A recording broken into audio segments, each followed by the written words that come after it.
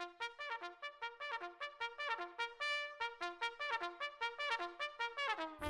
Wednesday. Wacky Wednesday. It's Wacky Wednesday con El Bumper.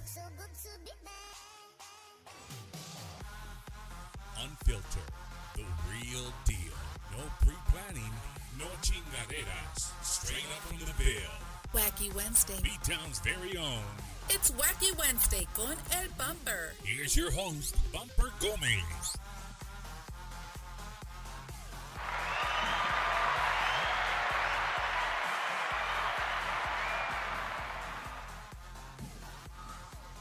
What's going on, everybody? Welcome to another episode of Bumper's Wacky Wednesday in this festive celebrated week that we've all been looking forward to. I'd like to, for those of you that are going to tune in tonight, I thank you because I know you could be doing 100 things. I mean, if you're wrapping gifts, spreading masa, making tamales, just hanging out with family. Thank y'all for tuning in and giving me your attention. I really appreciate it. It's been a crazy day so far. It's been a very crazy week in a sense.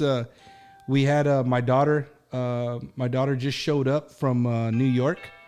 She's here, and you just heard the doorbell. I think they probably ordered pizza or something. I don't know. But yeah, she just got here, so we got to have her. We haven't seen her in almost a year, so we welcome Jalen. If you're watching, welcome home. I don't know. About 2 weeks ago, I got a phone call, man, and in my phone call, my primo Felix calls from Flores. He's like, "Hey, Bump, what's up, man?" I said, "What's up, dog?" He's like, "Hey, bro, I think we're gonna head over there for Christmas," and I'm like, "For Christmas?" He's like, "Yeah, I want to take Lisa and have a little break, have her do a little vacation." And so I was like, "Cool, man, do it. Let's go. Let's bring it."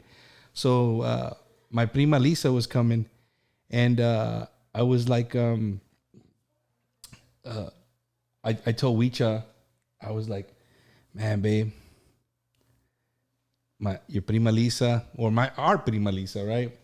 I said, "She has an amazing story." And we just started talking. We started talking about you, and then she's like,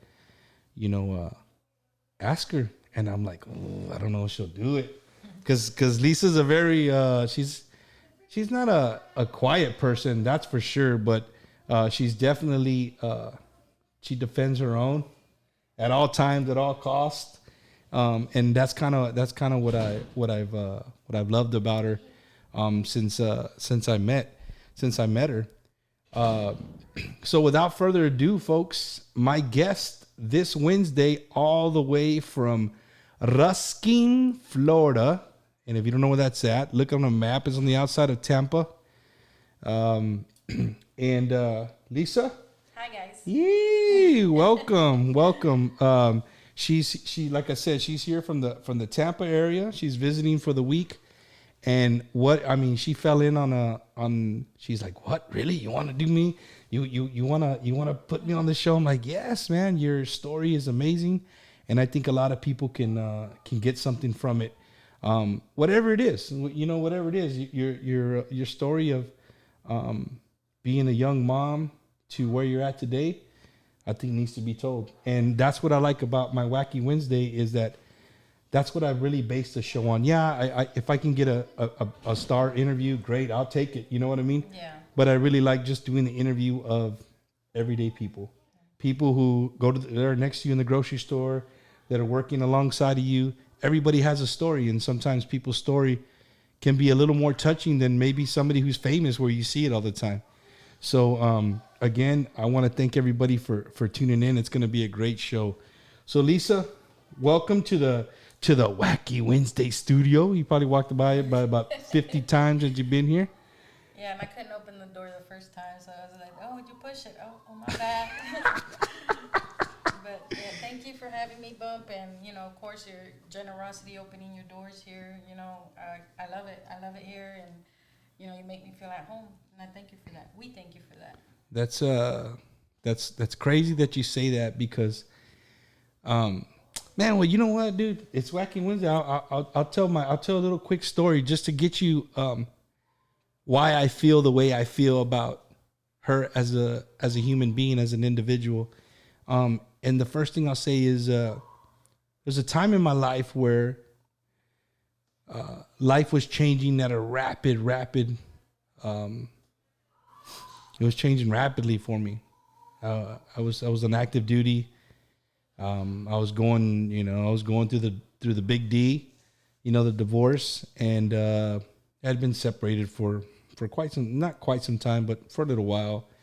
And I met your cousin, right?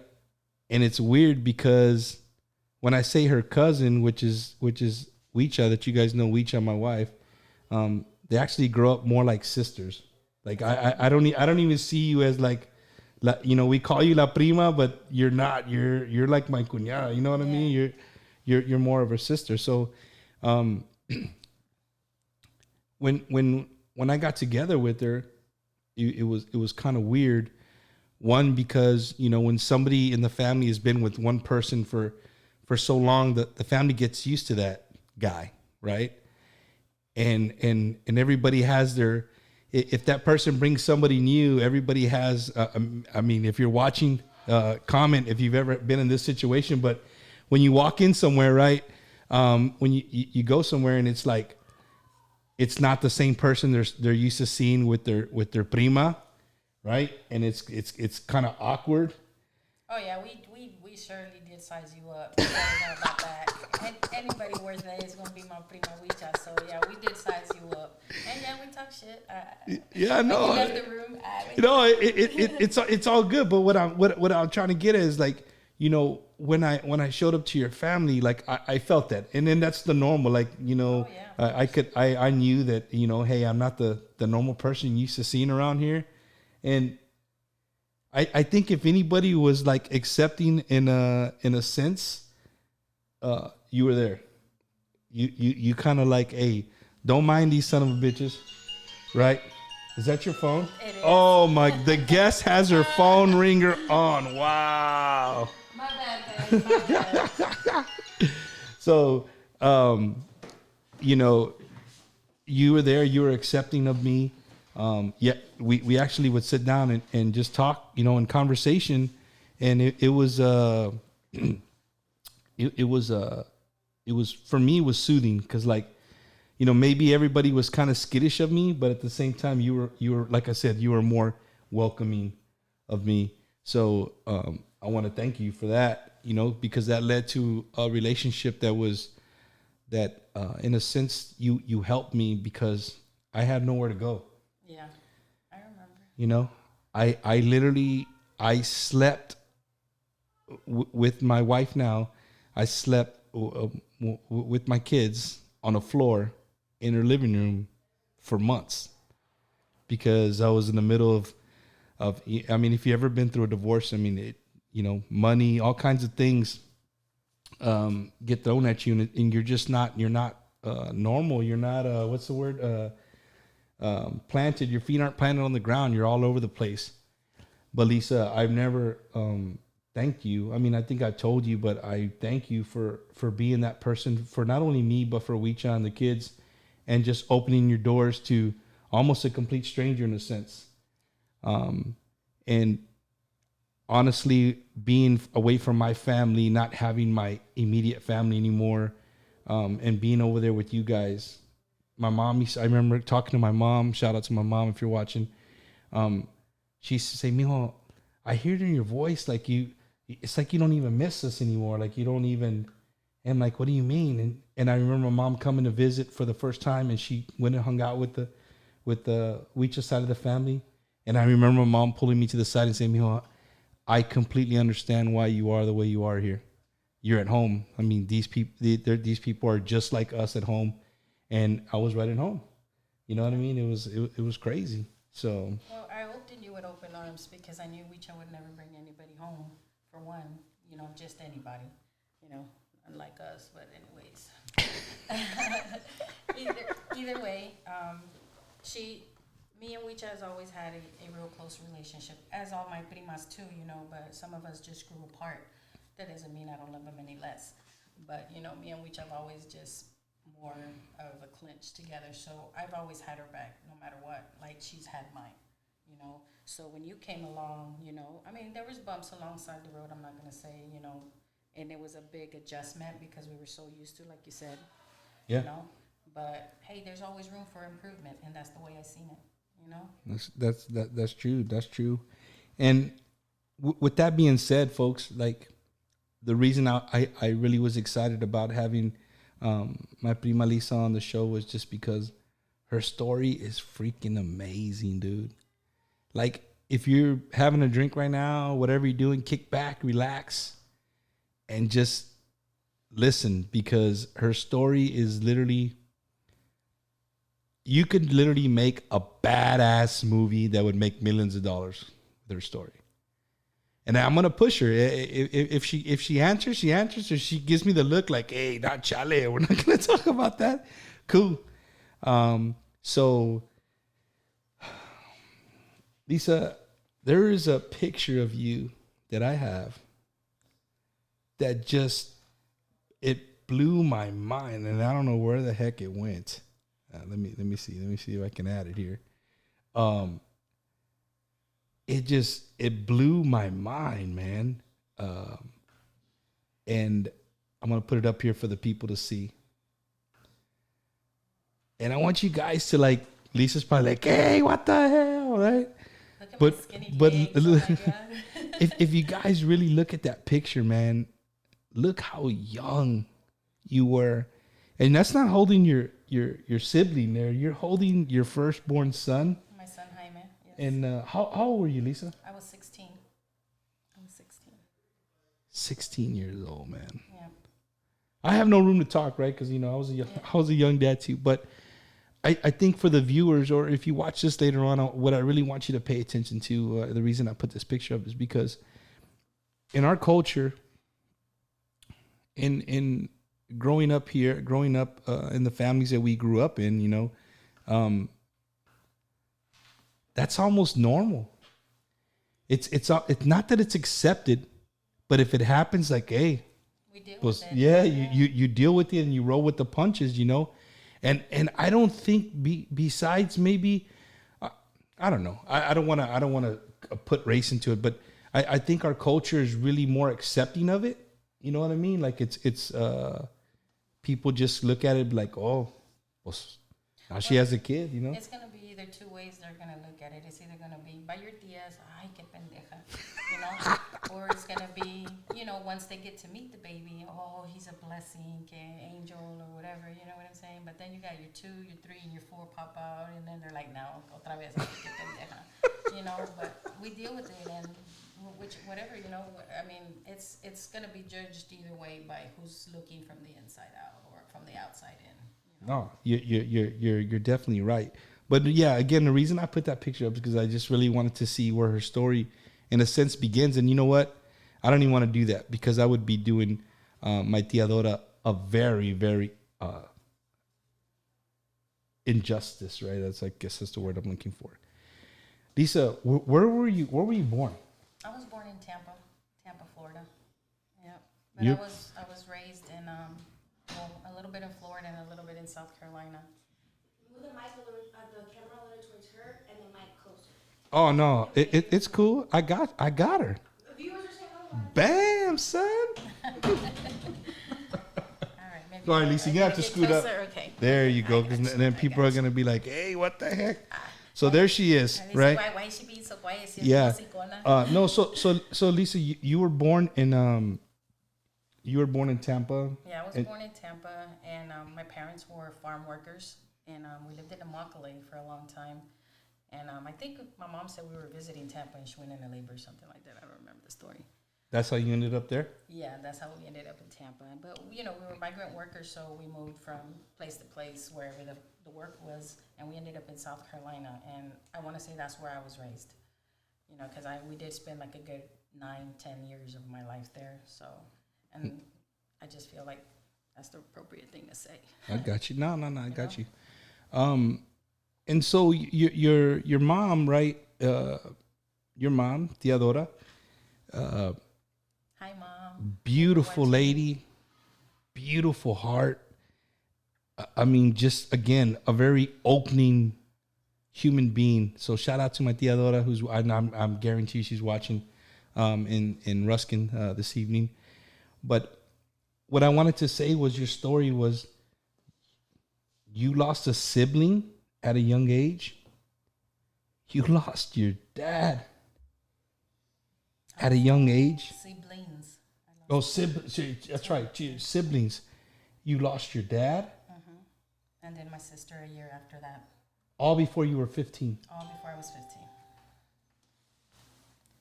Yeah, it wasn't easy. I mean, I guess I blocked out a lot of the stuff, but I lost my dad when he was 12. We were on vacation in Texas, and he crossed the border, him and my mom. Go see family, take care of some business out there or whatnot. And there was a shooting, and my dad was involved, and my mom was shot as well. My dad got shot like 5 times, and my mom got shot once. And my mom survived by the grace of God, and my dad unfortunately passed.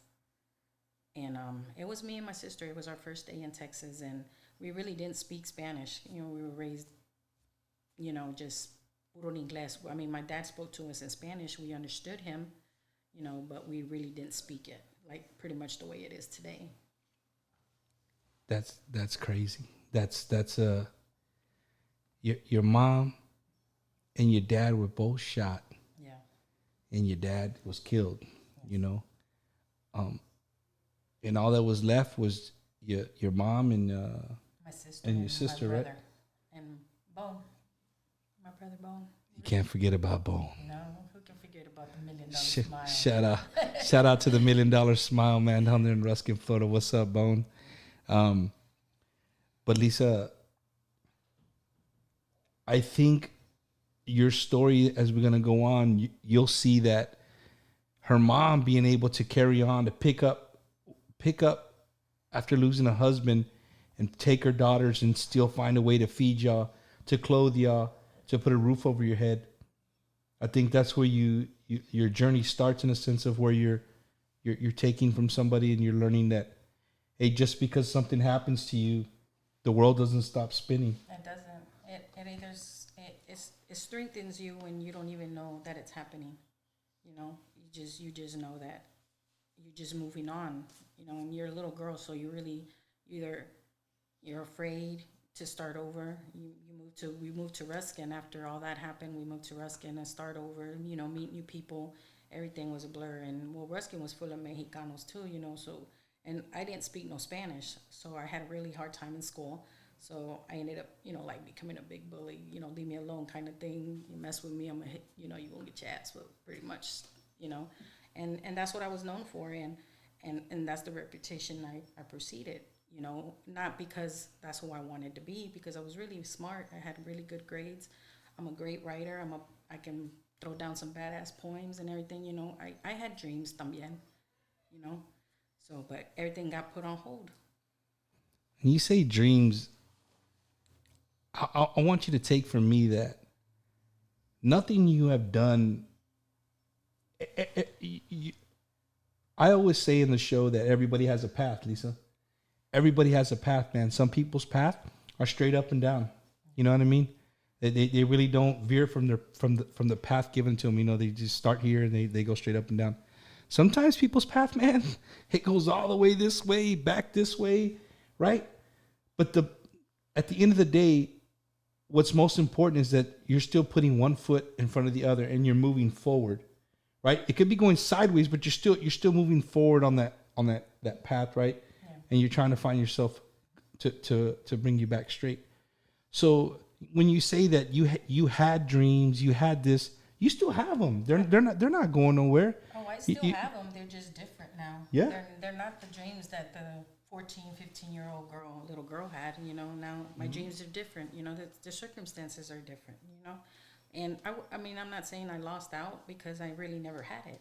So, but the dream as a little girl. When you're a little girl, you want to be that model. Me, it was Brooke Shields. She don't got nothing on me, anyways. But And that was to me, but then I found out that, I got more talented. I can write down this, I can make this rhyme. And, I just things started to turn to other places, and I started exploring. I started learning different people, meeting different people. You know, just going about life, everyday life. You learn from everybody you meet. You know, and what you embrace is up to you. See, you see, I told you she can talk. I didn't think she was gonna. I want to get a different side of Lisa tonight. It's gonna be interesting for me. He said he said, "What'd you say? I'm gonna surprise you, sweetheart. I'm gonna surprise you." I'm good. I'm known for that. No, I'm There just you playing. go. But Bumper, let me since you put it out there about you coming and stay with me and everything like that. To me, if I have the space in my home, and you weren't the only one I took in. I've taken in countless of people. You know what I'm saying? Because I know that times are hard. You know, people fall, and sometimes they just need a little help. You know, and this has been since as long as I've had my own place and on Ocean Miss, and it's always been like that. And my family that know me, that've been there and always needed a place, I've always been there for them because my mom, like you said, she's a strong woman, and she always instilled in me that your family is everything. You take care of your family, and everything else will fall in place. And I've never forgotten that. Makes me you put a knot in my throat, Lisa. I'm supposed to be making you put a knot in your throat. You're over here making me put a knot in my throat. But no, that's you, man. That's you. That's what, you know, I couldn't wait to have you on here because that's the person you are. You know what I'm saying? If people slam the door in your face, it doesn't mean like, oh, when I get on my feet, I'm just not. You're still there to help people, and that's what, you know. That's what makes Lisa Lisa. I also wanted to, you know, I showed the picture of you as a young mom. You were what, 16? 16 years old. And then, but before then, you also lose your sister, right? Yeah, I did. I lost my sister in March, a year after, maybe a year and 3 months, maybe 5 months or something like that. After I lost my dad, and it was more heartbreaking for me. I mean, like I said, I was young, and I loved my sister. Don't get me wrong, but it was more heartbreaking for me to watch my mom go through it all over again. You know, she was barely like, you know, getting back to her normal life. You know, when she got shot, you know, she had to go through a lot of therapy, you know, and then we were bounced around, you know, from tia to tia, whatever, you know. It was me, my sister, and my little brother. But one thing that I just never let go is that I knew that if I was going to do anything is that I was going to take care of them. And my sister was older than me, but, you know, she because she was older and she was a teenager, you know, her mind was somewhere else. And me was, I'm got to take care of my little brother. And I focus on that. If you don't mind me asking, how did your sister pass away? My sister passed away in a car accident. Yeah, it was a real bad car accident. She had her lungs collapsed, and she just she lived for about 10 days after that, but and then she passed away. And it wasn't a hard choice. I mean, it was a very, very hard choice for my mom to make. At the time, I didn't know that that's what the choice she had to make. I learned further along when I became an adult. You know, but now that I'm a mother, I couldn't even bring myself to even think about how would it be to lose one of my children. You know. Losing my grandma always told me that, you know, losing your spouse is one thing. Losing a tío, a tía, your grandparents, it's kind of like, you know, that the day's gonna come, right? Yeah. But you're never supposed to leave the world before your children. Yeah. And when you lose a kid, there's no feeling in the world like that. Yeah, people say you mentally prepare yourself, you know, for this, for that, whatever. But there's really no preparedness. There's no way that you can know how you're gonna feel until it actually happens, you know. And all I could do was stand by and watch my mom and try to be there for her, you know.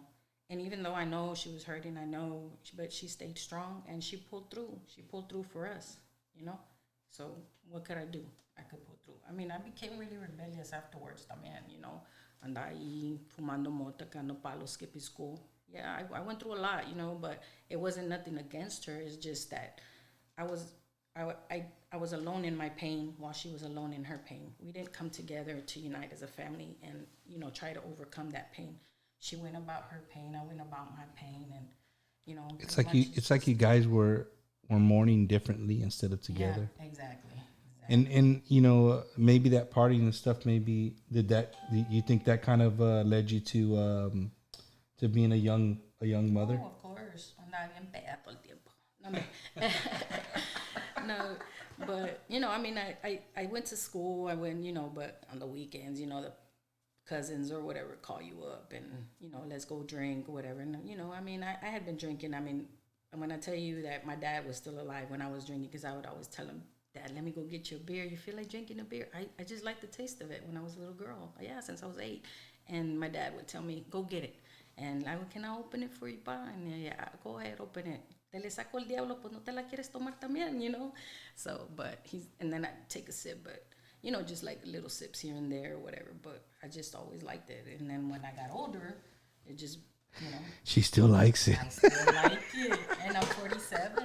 I'm not afraid to tell my age. There you go. At one point it became a real bad habit, but now it's just like relax, chillax. Just to chill. Yeah. Yeah. Lisa, so you had Jaime, Teti. I call him Teti. He probably gets mad every time I call him Teti. And you literally started having kids like one after another, no? Yeah, I did. I had Jamie, which is Teti, Spook, we call him now. And then there's Royce and East Bank. I had him run right after the other. It's just, and not because I wanted so many kids, it's just that the birth control just said, that's not for you. I got pregnant with 5 kids. I heard you say yesterday that somebody couldn't even breathe on you. Nada. Because you'd get pregnant. Yep, yeah, for real. I promise you, I tried everything on the market. Oh man, that's crazy. Yeah, that's crazy. If that's the way it's supposed to be, then let it be. More love. So Lisa, let's go to maybe you're 20, 21 years old. 21. Let's just say 21. Damn, do I remember that far Right? back? Yeah, you bet you got to. So 21 years back, and as you're 21 years back, can you? How many kids did you have by the time you were 21 years old? I want to say 3. I had Jamie, Royce, and Pamela. I had 3 kids, and I was Wait, Pamela's older than Crucito? Yeah. Oh shit! I always thought. Hey, my bad, Crucito. I always thought you were older than Pammy. No, they actually carry the same age for a whole month. That's how close they were together, back to back. Dang. Yeah. See, hey, the doctor says you have to wait afterwards. There's no. I went for my 6 weeks checkup, and I was already 2 weeks pregnant. I remember I cried so much. Man, it wasn't even funny. I cried so much. I was like, man, I'm baby number 4. I ain't even 20. I just turned like at 21 or 22, somewhere around there, man. Yeah. No, that's crazy, Lisa.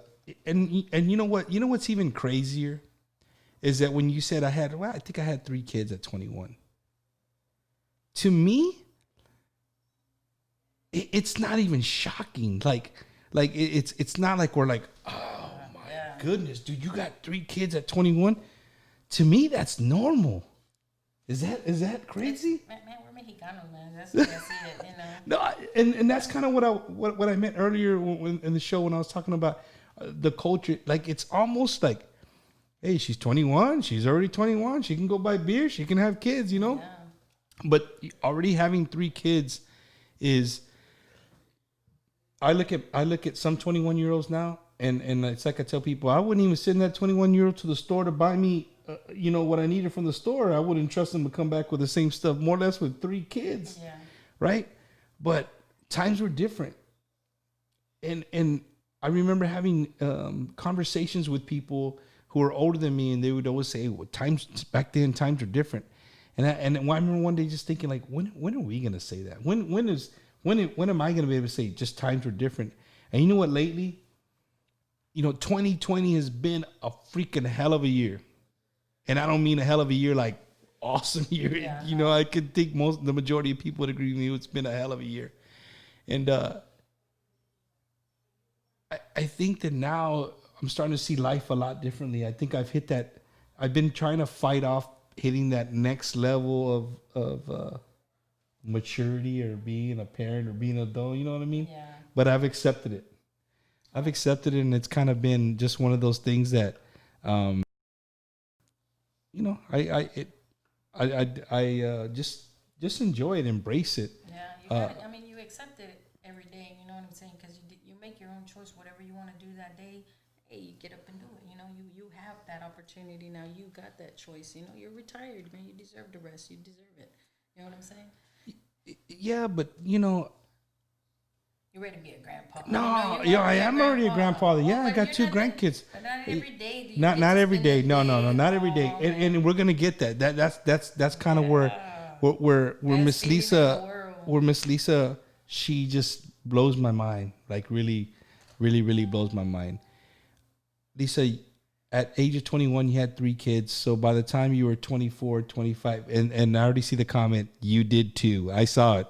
So if everybody's watching, yes, I did too. At 21, I had 3 kids already. For people that are our age, I want you to, if you have kids in the 20s that don't have any kids, think about that. Like really, really think about that. If you think of your 21-year-old, your 18-year-old, think if you have a 16-year-old at home. Think of your 16-year-old having to take care of another human being. You can't fathom it. You can't. I mean, it's different, you know. Like I said, it's different now, day and age. You know what I'm saying? It's like you have all this, what can I call it? Like you got all this social media, everything that's gonna take you away from raising a child. You know what I'm saying? I mean, not saying that some parents do, some parents don't, whatever. But when my babies were small, there was no social media. You know, there was family. You know, there was no parties like unless it was family party. You know, so to me it was all about family.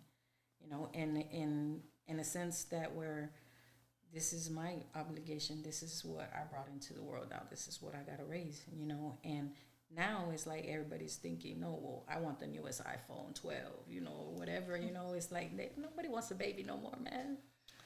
No, you're right. But you know, Lisa, you being a young mom, and then you know, when I met you, you worked. Your ex-husband, funny guy. I have to say that. Oh, yeah. Hey, if anybody is there with the big guy, that dude's he's a funny mofo. But when I met you, you were, I don't want to say typical, but you were just a regular American family. Like both of you worked. Your kids were going to school. Your kids were growing up. You both would come home. You would cook, clean. You know, Jaime would have the kids outside cutting the grass. You know, washing the vehicles. I always remember that about him. Like he really taught those kids how to really clean a vehicle. And the reason I say this because when Teti did my truck one time, and I thought I dropped it off at a detail shop. That's how good it was.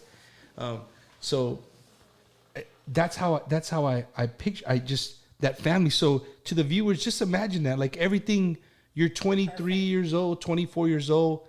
Your whole life is in front of you. I mean, you're doing everything you're supposed to do. Everything is going fine and dandy. And then Boom, he cheats. So it's all right, boom, pa fuera, vámonos, patón pa fuera. damn, Lisa, you didn't even let me get the pause. It just says I'm gonna get boom. there quick. I'm gonna get there So quick. so he cheated, and that ended No, it didn't end it, but it kind of killed it a little bit. You know, it killed it. I had been with him since I was, I want to say I was turning 15 or I had just turned 15. And I remember the day I eloped with him and everything. It was on October 10th, 4 days after his birthday. And I really got a bad memory, so I don't even know why I remember that date. But either way, I put up with a lot of cheating, and then maybe 3 or 4 that I could think of or that I know of. It might have been more, but I like the way my life was, and to forgive him, not to forgive him, that would have, just like, okay, whatever. But the last straw was the last time. And then I said, okay, you can do it. I can do it better. But it was because he would always tell me that nobody was ever going to want me with 5 kids. He's like, who's going to want somebody with 5 kids? So I stuck around. But sure, little did he know. No, that's and you say it in a joking way, but I take very I, hurtful. I I really take that to heart. Like, Yeah. Because it's good when you can laugh about it. No, because yeah, no. Because that means you're over it. When you can laugh about it, it means you're over it. True. you know?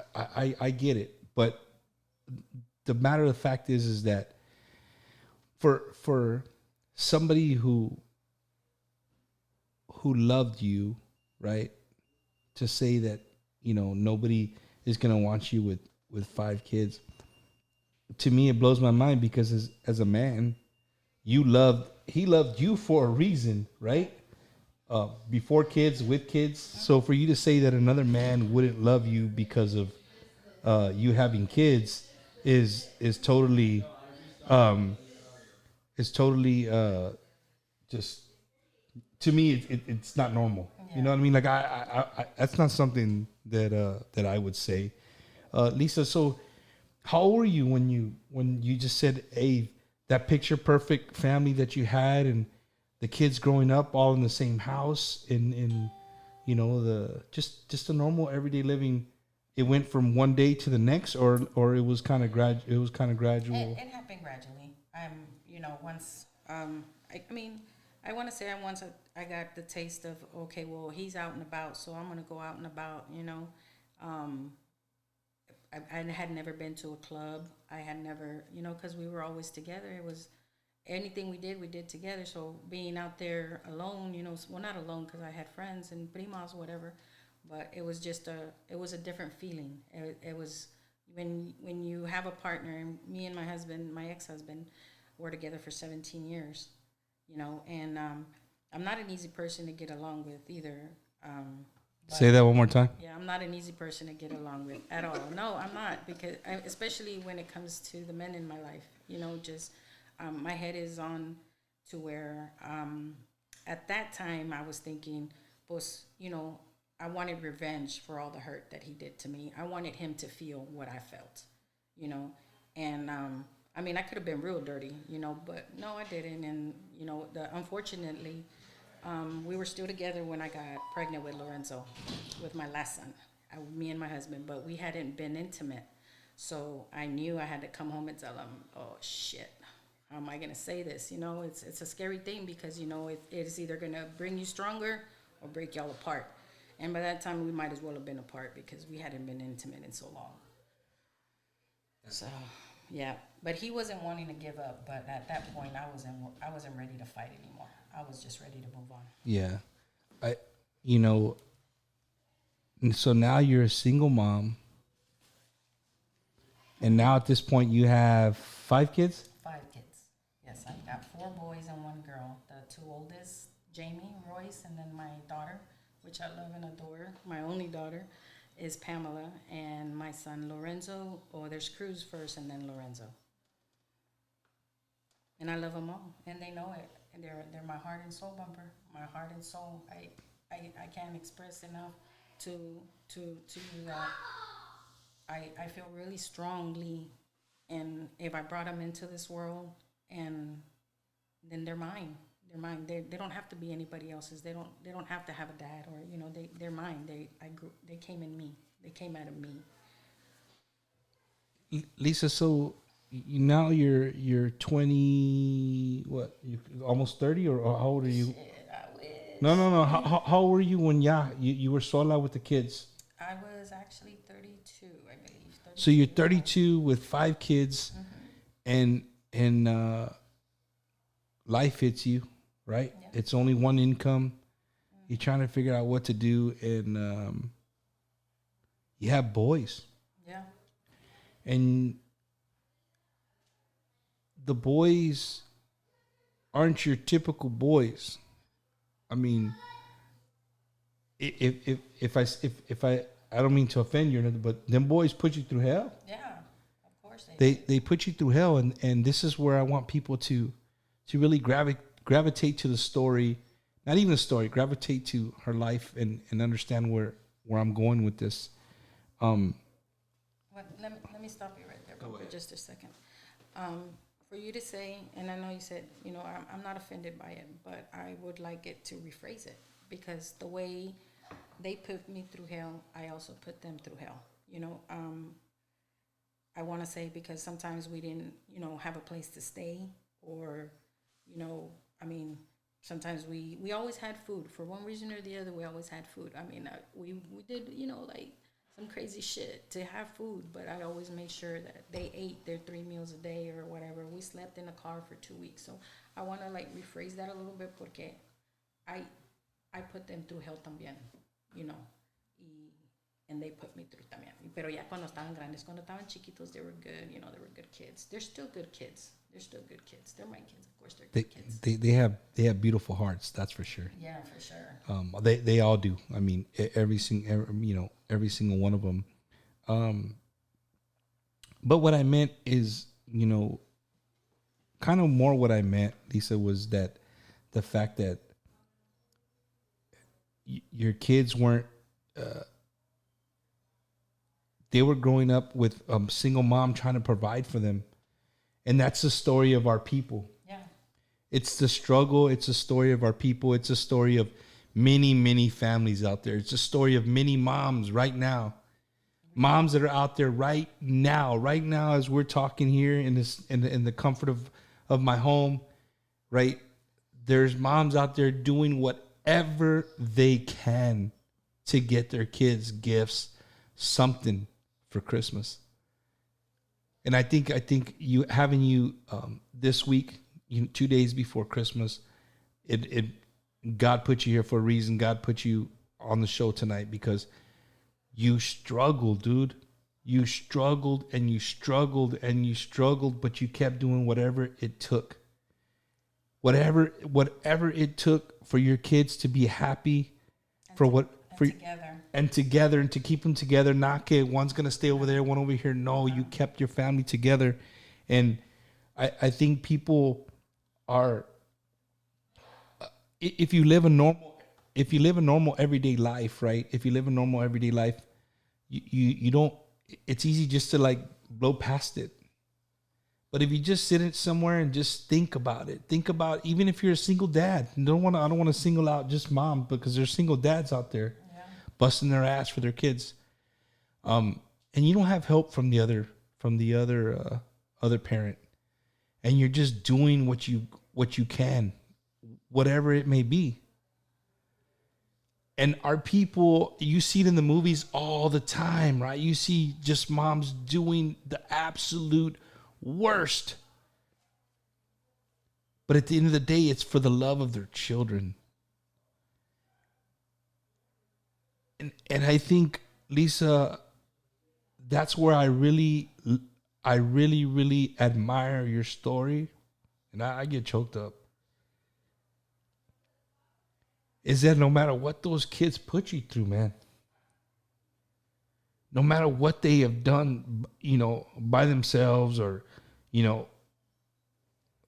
whatever we consider bad, you're still a mom.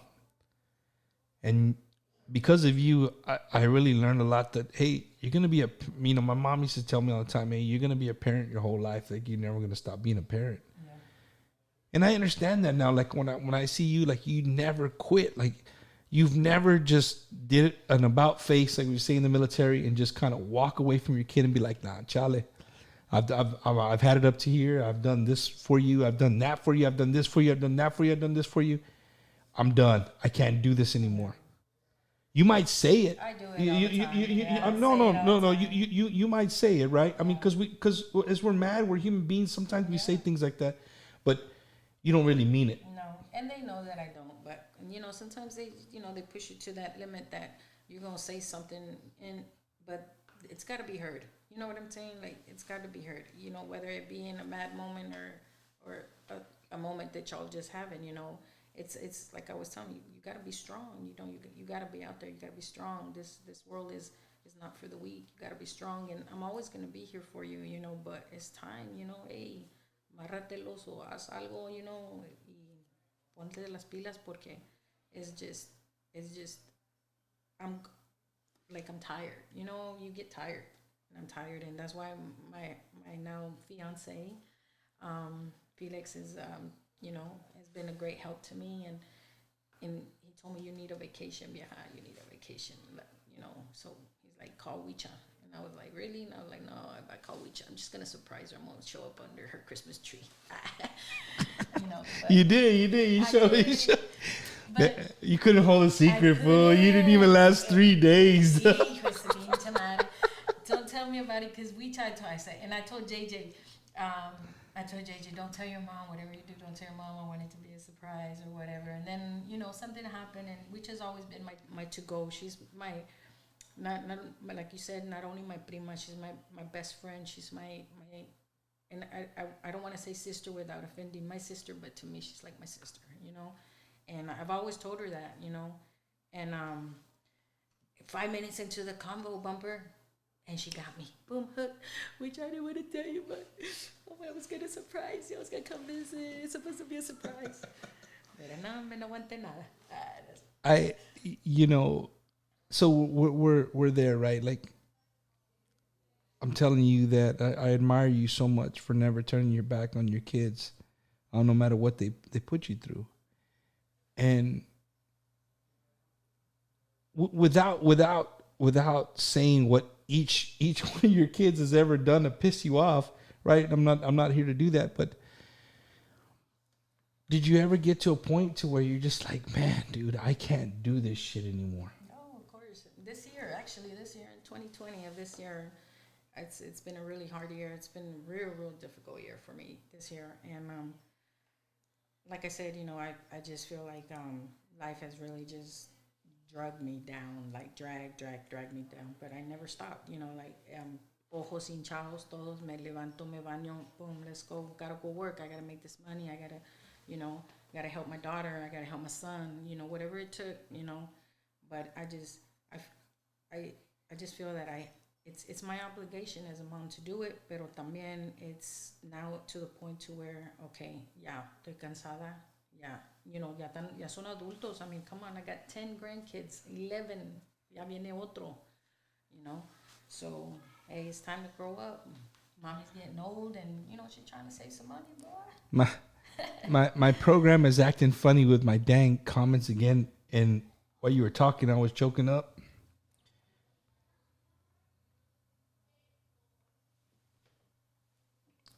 Just read just simple words, right? Just these little 7 simple words. It says, I get all my strength from you, Mom. From Cruz. That's my baby.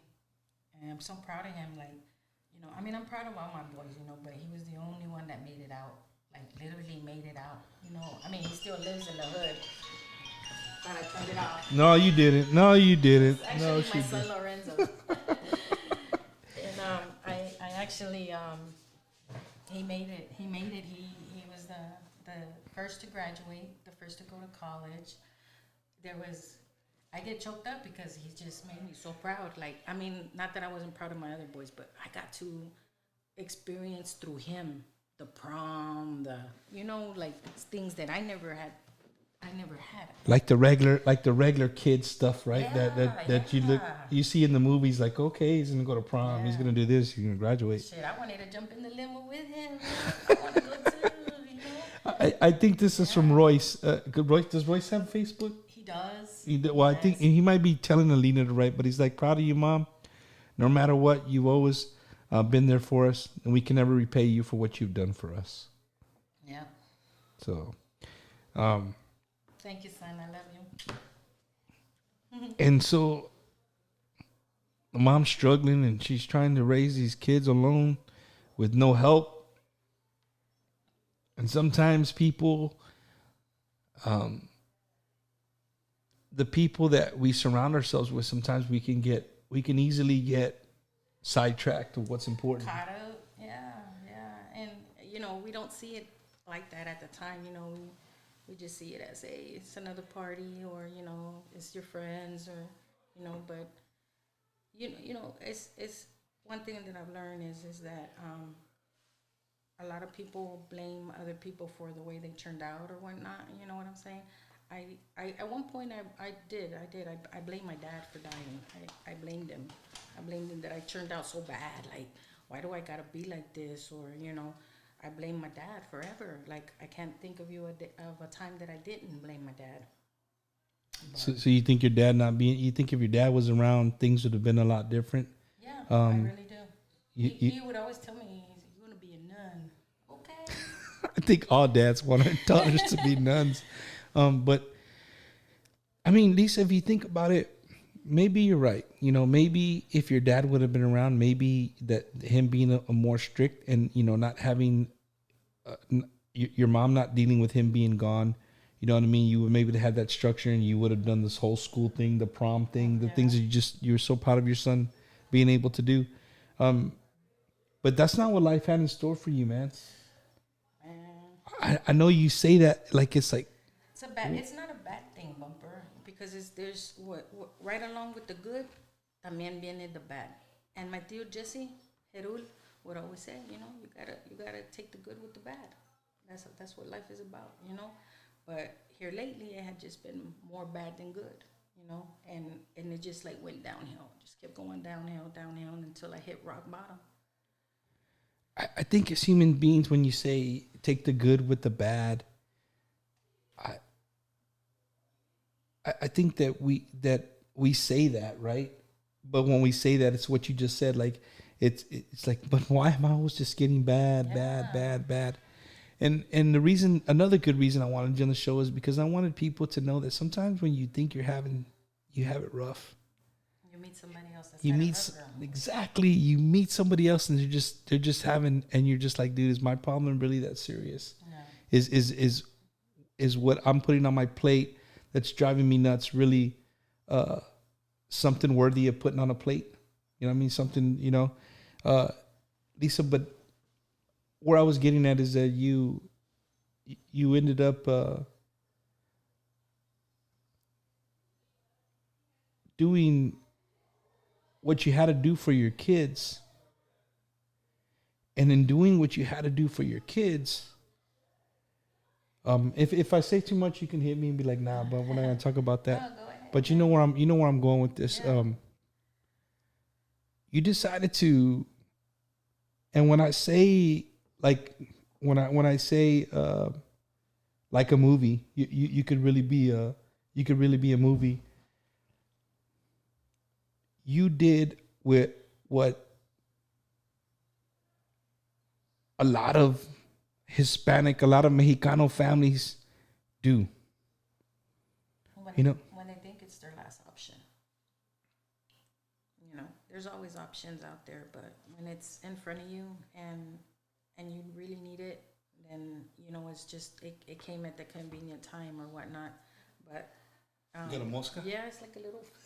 Me la voy a tragar, esta su pinche madre. He's been here since last week. I was trying to tell you, clean your office in the studio. No, but so you decided to make easy money. And what I mean by easy money, I mean, can I just like say, yeah?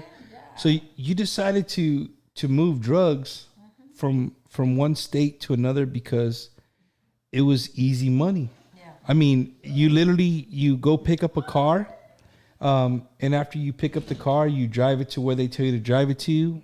Nobody asks you questions. You give them the keys. They give you your money, and you go about your day. Yep, that's about it. It's that simple, people. That's simple. That's simple until you get caught up. I mean, to me, it was easy money, and it was a big burden at that time lifted from me because I was with that money. I did so much, and it wasn't nothing for me. Don't get me wrong. I did go buy me some new pair of shoes, get my toes done, whatever. But it was mostly, I paid the rent a couple of months in advance. Something I don't have to worry about, and took my kids all out to eat, and took them and get them some new shoes, some new clothes, and but it was never nothing extravagant. It was something opus. Because being a single mom, I was working 2-3 jobs, it wasn't cutting it. I was trying to earn también, like to do taxes and all that stuff también, try to do a little bit of schooling and try to better myself, pero I couldn't, because work was always my first priority. I needed to make that money. So I could pay the rent, so I could pay the lights, so I could pay man, I drove without insurance for I don't know how long. Never got caught, but it's just that, it's things, man, like happen in life, and I just took it day by day. Elisa, the things that you say are things that we take here.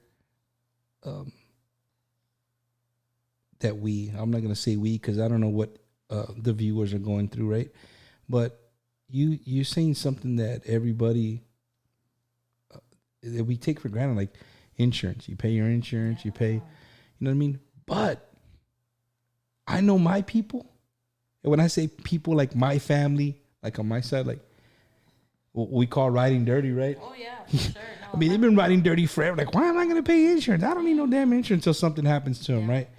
Or they do something. But these are like normal things. These are things that normal people do every day. They pay, or once a month, they pay their bills, they pay their rent, they pay their mortgage, they pay their electric, they pay their water, because they know that's what needs to get done, because you have the means to do that. Yeah. When you don't have the means to do that, You go to mom. And you're right, my mom, and she's always been there for me, for my kids, always, And we bump heads a lot, because she's, like you said, ta fuerte es fuerte, and she's set on her ways, bump. But it's something I felt at that time that I think it was best for me and my family at that time, when it was easy money bump. It was a 24-hour drive, whatever. It was too easy to be true, But in the end, it just didn't end up being worth it, So let's talk about that a little bit, Lisa. Let's give people, instead of you watching a movie and being like, oh, that's what they do. Oh, this is. I have you here, and we can actually sit down and really paint a picture for people of what it's really like, right? So here you have a single mom of 5 kids, who's working, taking side jobs. Taking side jobs, working. You have to pay the rent. You have to pay the insurance. You have to pay the electric. You have to pay the water. Well, shit. I got enough for the electric, but not the water, and I'm damn sure not going to pay the insurance, because that ain't going to give me nothing. And right, and that's what happens, right? So then you decide, hey, I know these people. They trust you. You trust them. Is there like... I'm gonna sound stupid. There's not like a contract, right? There's not a contract saying, hey, it's just, do you go and meet somebody and they'd be like, hey, this is what you're gonna do, or is it more like, hey, somebody's already in on and they're like, hey, Lisa, just come with me for the ride, and then once you get the hang of it, they're like, okay, well, we can use her too. Is that what happens, or what?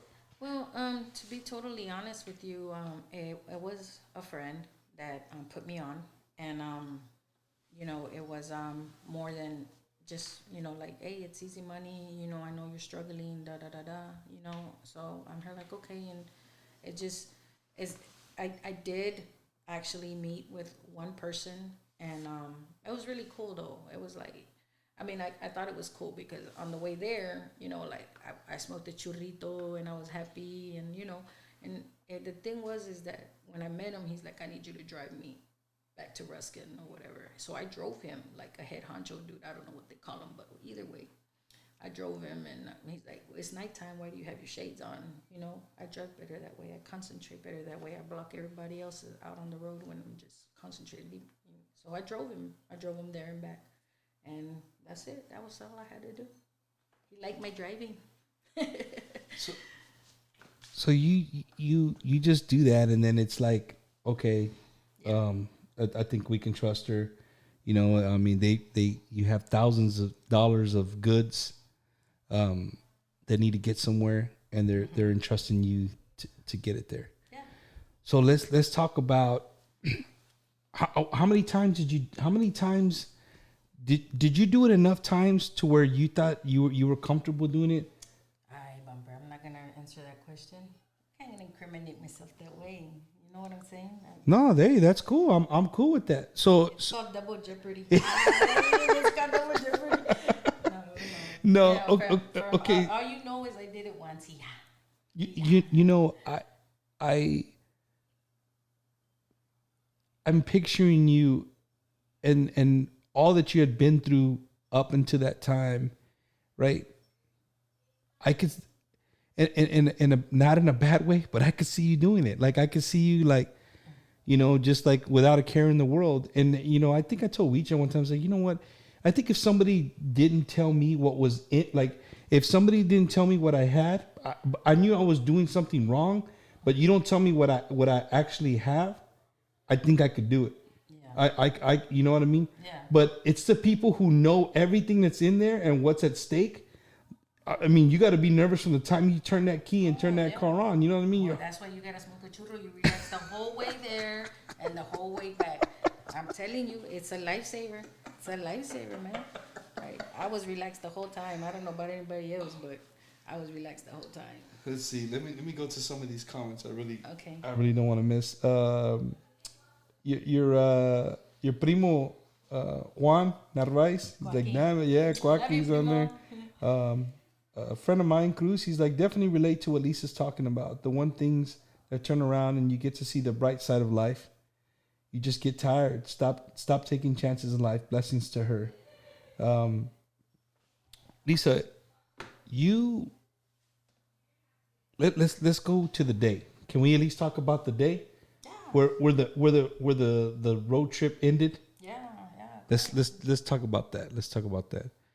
So without saying states and stuff like that, you showed up somewhere and they're like, hey, here's the keys, or Yeah, they actually pulled me over and told me I was going over the speed limit, which I knew I was not, porque I had the cruise control on, and they asked to see registration and all that stuff, so of course I give it to them, my license. They pull me out the car, pull my friend out the car, and start asking me a bunch of questions.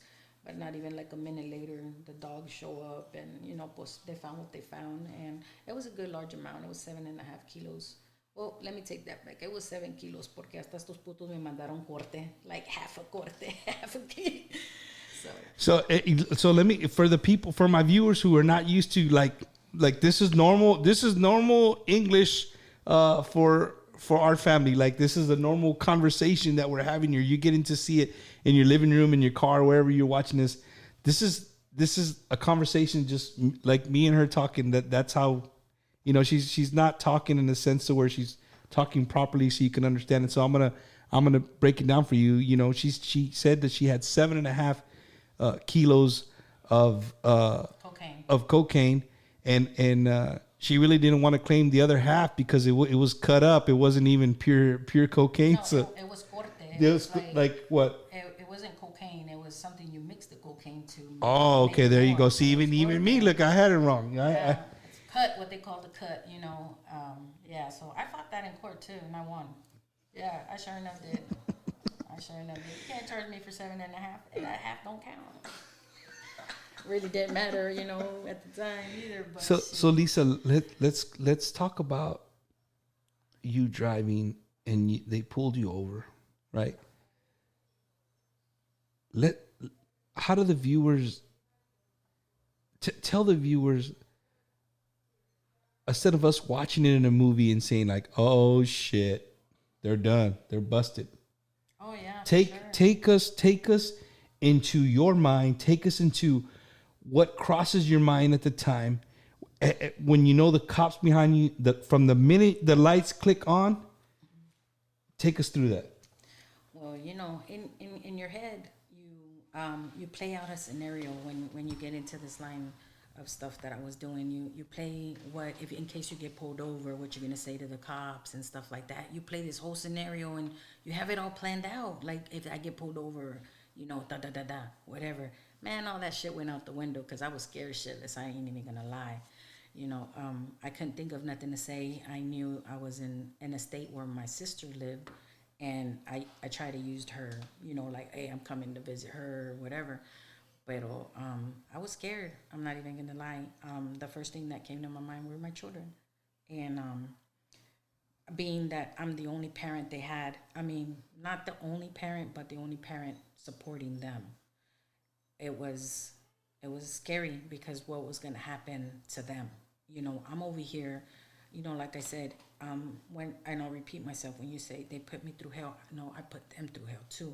Porque it was scary for me. Porque they're little. But there's nobody there for them. My mom, she's getting old. She worked. She had her own life, and I wasn't trying to intervene. With her life, and I cried, and the cops they make it sound like, oh, we're gonna take them forever. You're never gonna see your kids again, and da da da da. And that's when you look for Jesus. You look for Jesus right away, and they have you in this little cuartito, and they showed you a picture of all the shit you had in the car, which I didn't even know it was that large of an amount. Pero it was yeah, it was definitely scary, and I cried for Jesus, get me out of this one and I'll be good. You say a bunch of stuff, and for the first time in a long time, like I cried to my dad because he passed away, and every time something went wrong in my life, I always blamed him, and I cried for him and tell him, why, Dad, why'd you leave me behind to suffer?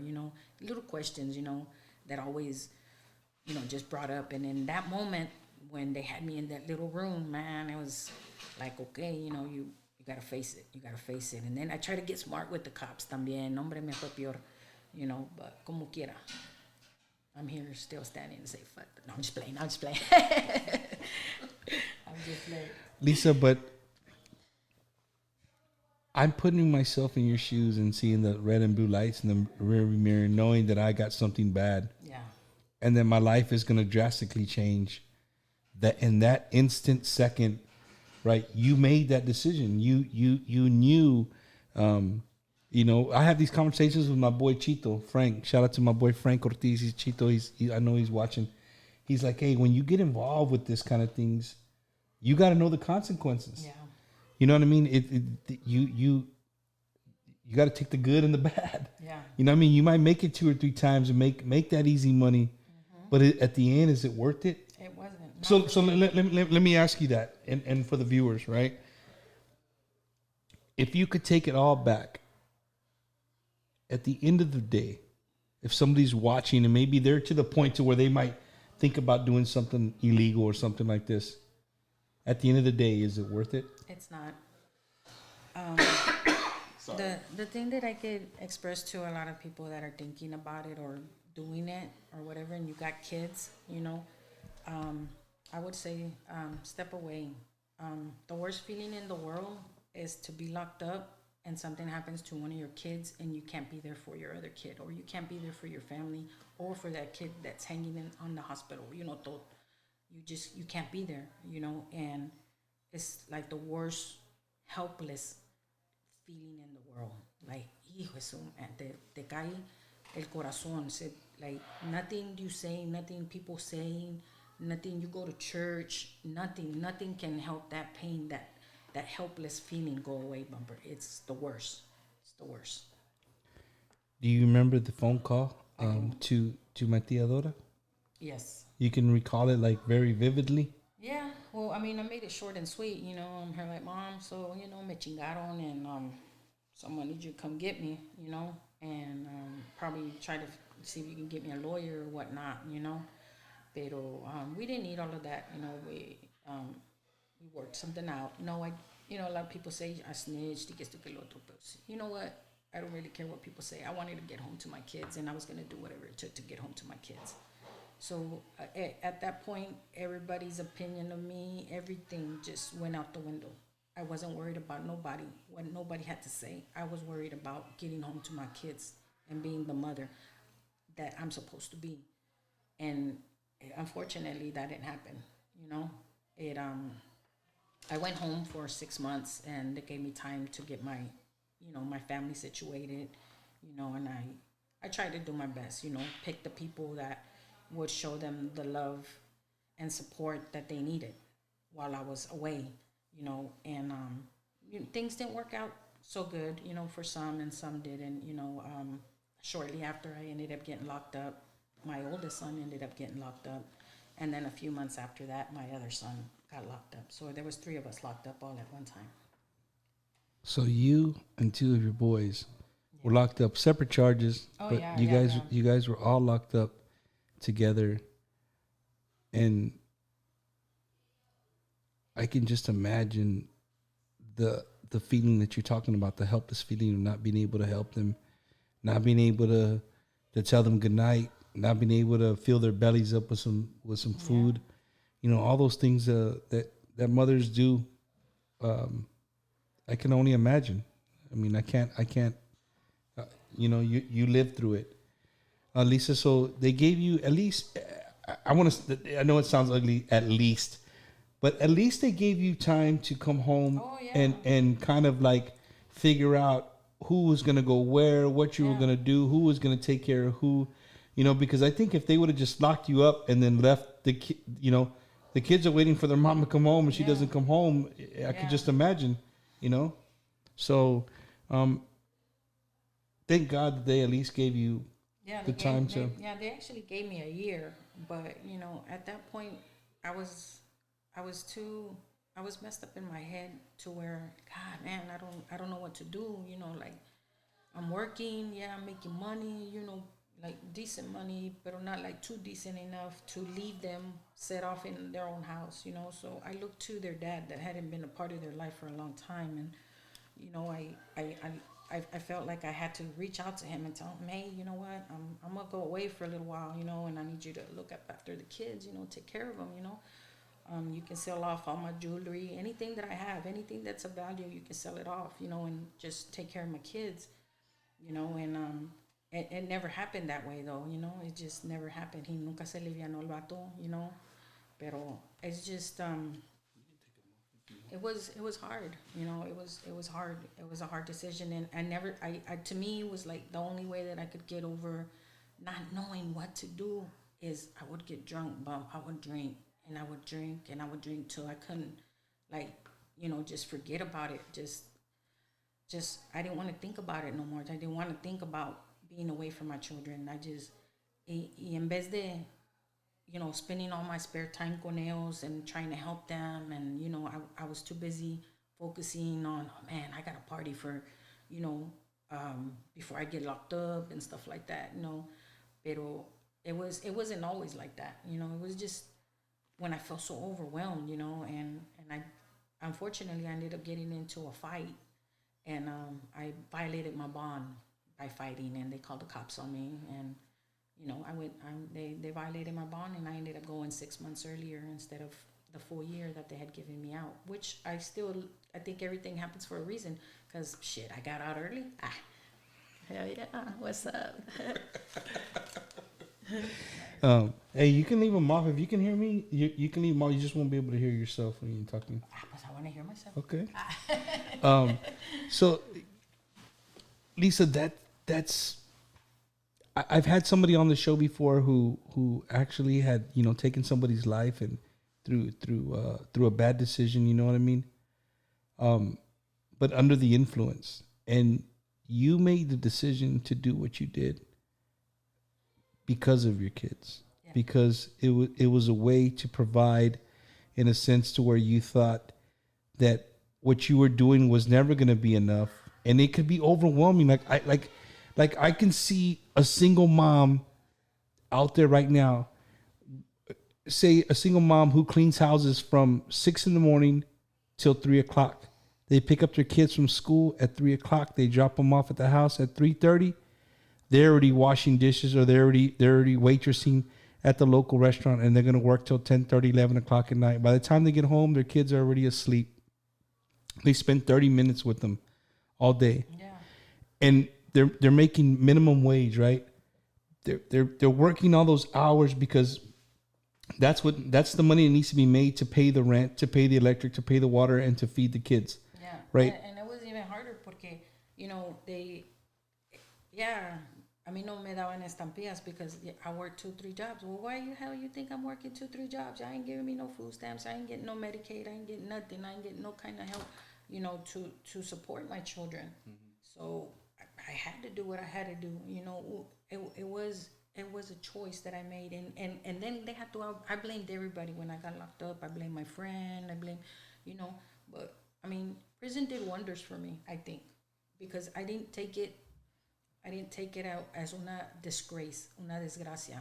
After I left there, I took it as a blessing because it saved me. It saved my life. Wow. It really did. And I think I want to say I changed for the better because I haven't gotten a fight since I got out. Lisa, that's that way of thinking that prison saved you. You know, some people come out of prison and that's all that. Some people like it. That's all they know. They want to go back to it, or, you know, they go and they just come back in their old ways, and they find themselves back in there. Yeah. When you were in there, can we talk about maybe, okay, like when you're in county and you're in jail, yes, you're locked up, but I think it's just more like the anticipation that you get anxious, like what's going to happen with my trial, this and that. And then can you tell me, or can you tell the viewers when they pulled you in the courtroom for, to find you guilty or not guilty, right? When they found you guilty, when they pulled you in the courtroom and they were going to give you your sentencing, can you sit back and remember? Again, I know what you're going to say. I was thinking of my kids. I was thinking of that, but how did you feel your body, your mind, is everything? Because, in the movies, it's like when you're rooting for the prisoner, right? And they're about to read them their rights. It's kind of like your heart's pounding, you're cloudy. Everything they're saying is just so mumbled. You're just waiting for them to give you the words, right? Yeah. But in reality, what is it like? It's a scary feeling. It's one person holds your whole life in his hands, and it's his decision whether how much time you're gonna get or whatnot. It's whether you want to go in smiling, but you don't want to go and say she's smiling, is she smiling, kind of thing, so you don't know what how to react or what to do when you're walking into court except put your head down, and feel. My mom was there, so I hadn't seen my mom in a while, so I was happy to see her, and it broke my heart to see her there también, you know what I'm saying, pero I was ready, I was ready, just tell me what I gotta do, give me the sentence you're gonna give me or whatnot, but I was looking at 12 years. 12 years in a federal maximum prison. Oh, not maximum, but federal prison. 12 years. Yeah, man. that's what they were looking for. But a friend, and I call him a friend, led me onto a book, and I'm pretty sure a lot of people know about that book. I don't know if I should, but it's out there. They sell it, or they used to sell it at one point on Amazon. Pero quién sabe ahorita.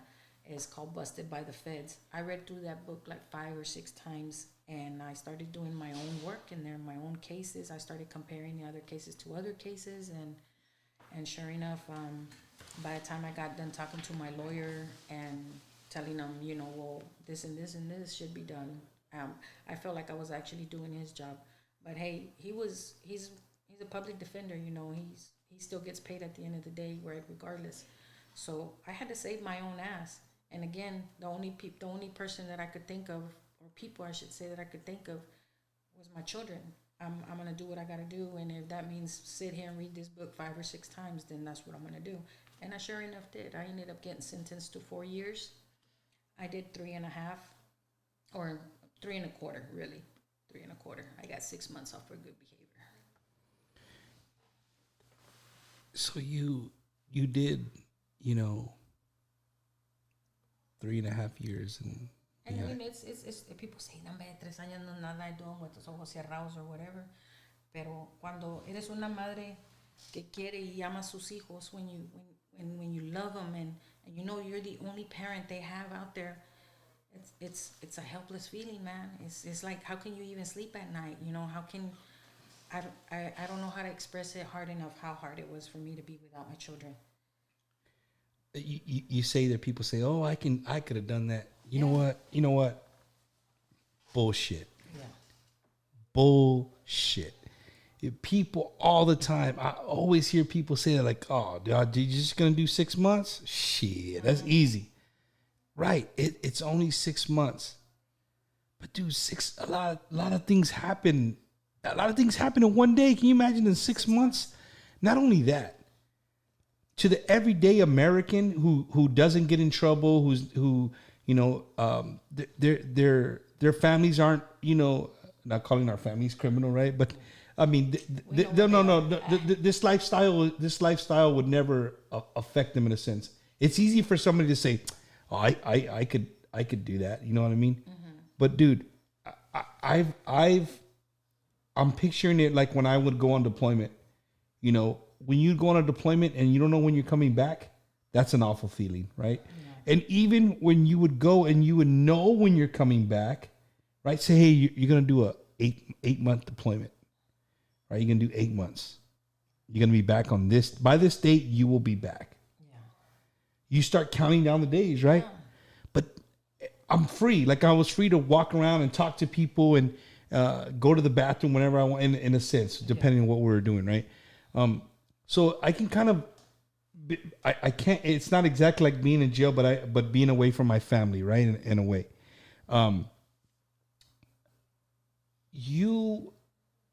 when you get locked up and you go to prison and you get off the bus and you get somewhere near the federal prison, right? When you're there, how do you? You're scared, but your heart is racing a million miles a minute because you hear, you see in the movies como son las prison de las viejas and the women's prison.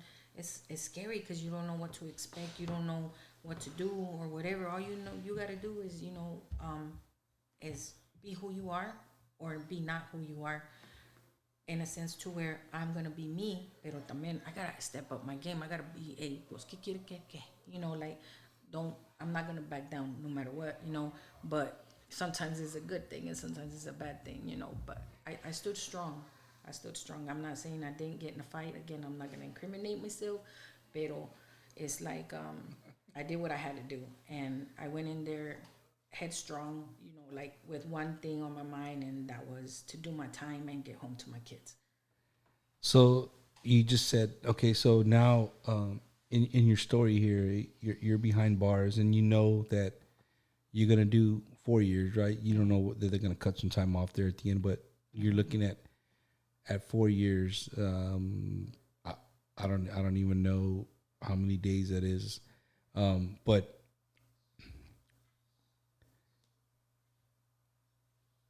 thinking of your kids being locked up, and you keep referring to like that feeling of being just helpless.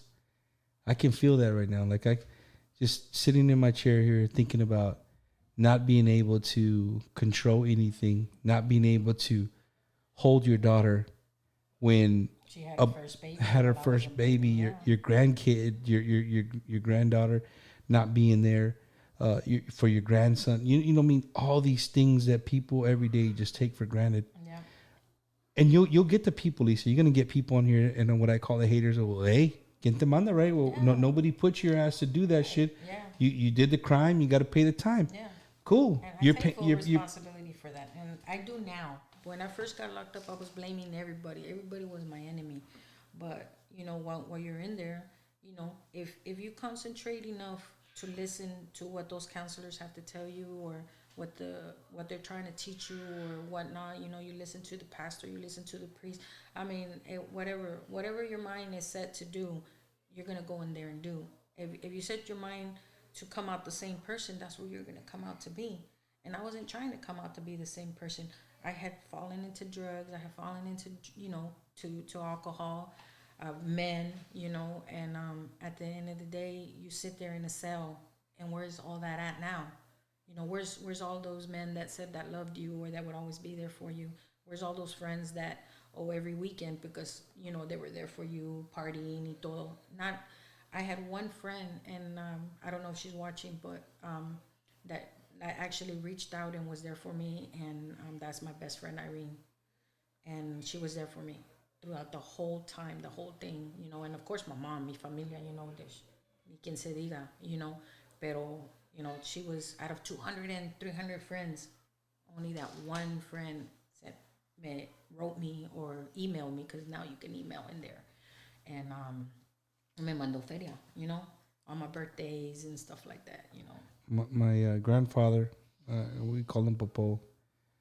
He always used to tell us that you'll know who your real friends are 2 times in life, and hopefully you only get you won't even realize the one, right? But when you're locked up and when you die, Yeah.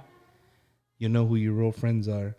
You'll know who your real family is, because it's easy to be there every weekend. It's easy to be, but when you're put on a shelf and put away, are you still thought about?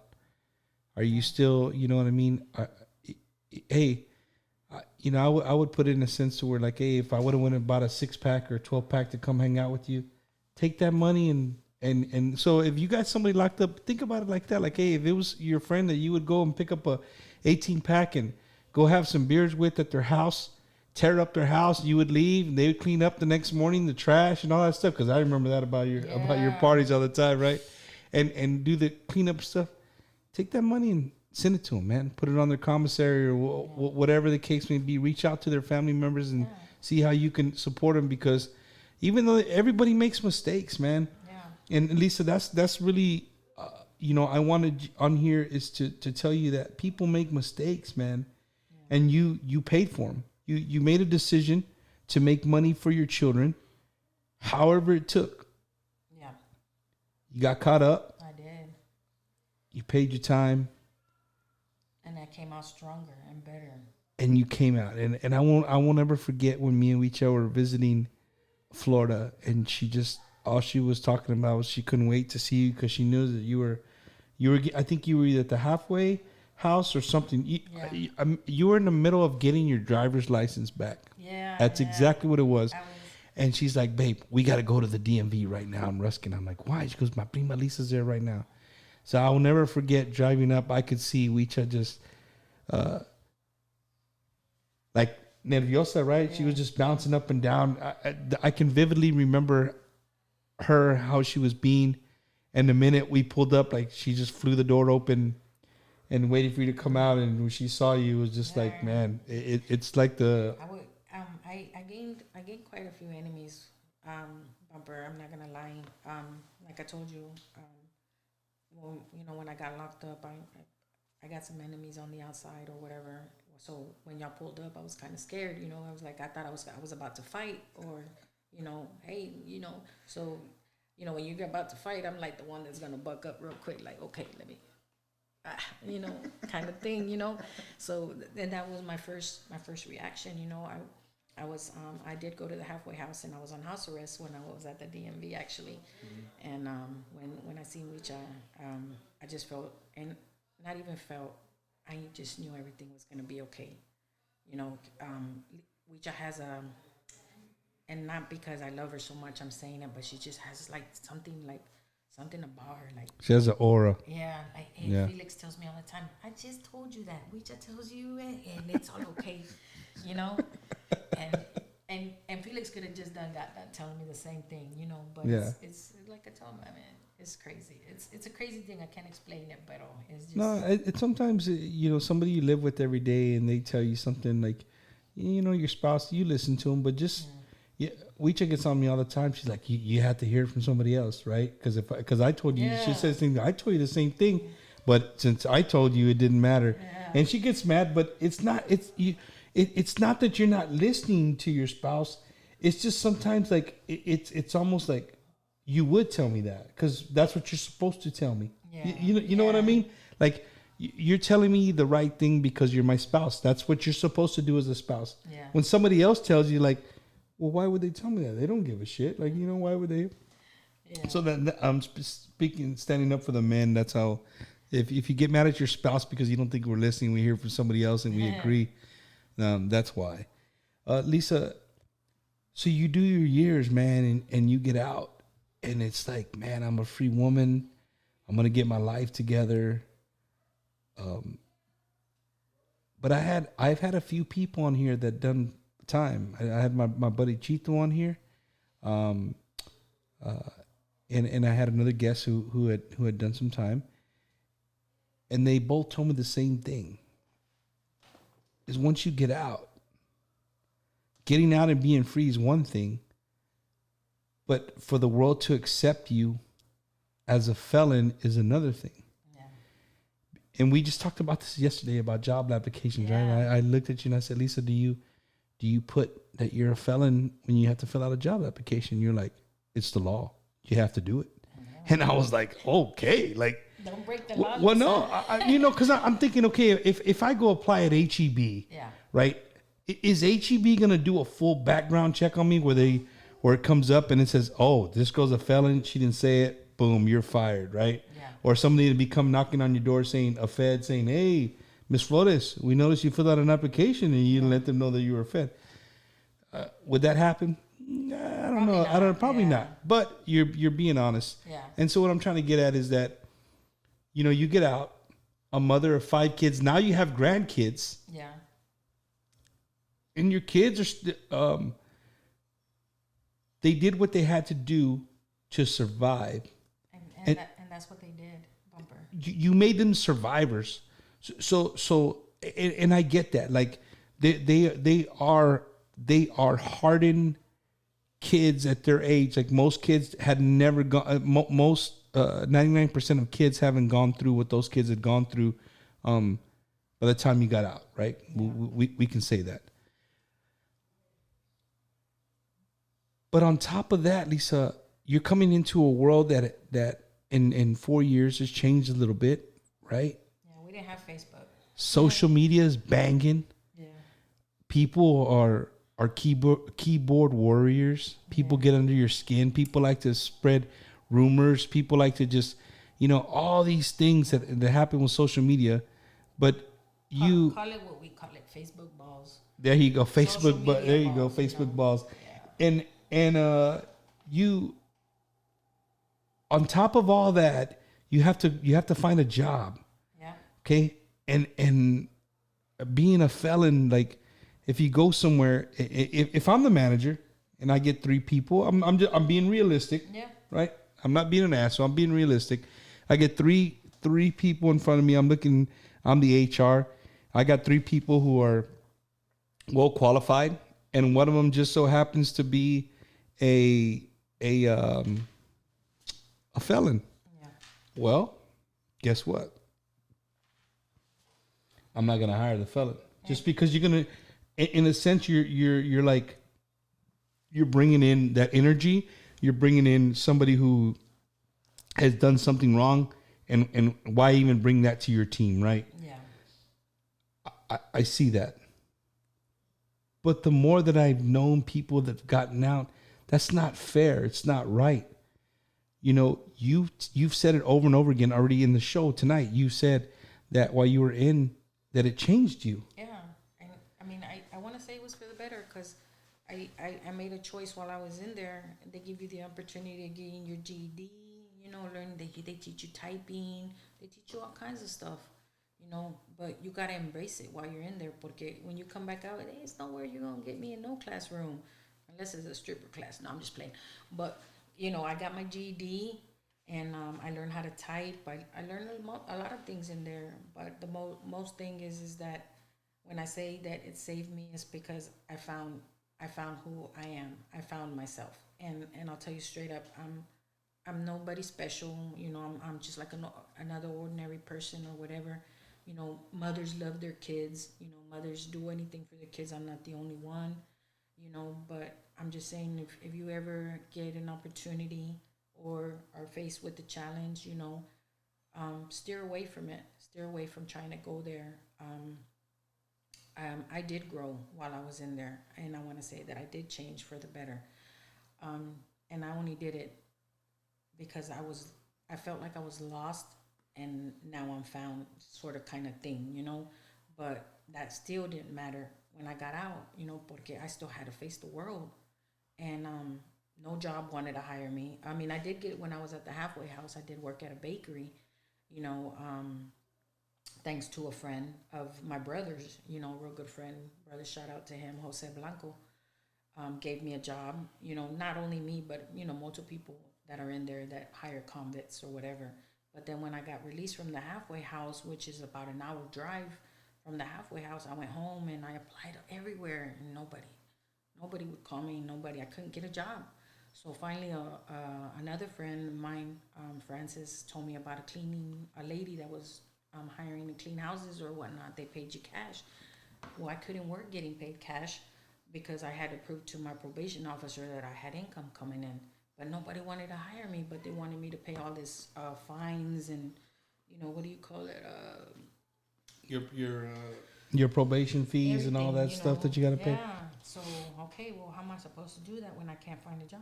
I mean, they say prison is a rehabilitation. It's you make yourself better, get you ready for when you get out in the world. But is the world, we ready for the world? These people that been in prison, we're ready to come out there and show you what we got. We're ready. We've learned, not everybody, but some, and then you get out and nobody wants to hire you, man. Nobody. No matter how much experience you got in that job, they'll hire that 16-year-old before they hire you. Worst feeling, Pero pues, hey, I went and worked, cleaned for cash. I had the dude write me a letter, emailed it to my probation officer, and she said it'll do for now, pero you need to get a real job. So I ando. So to all my business owners out there, if this comes across you watch the show,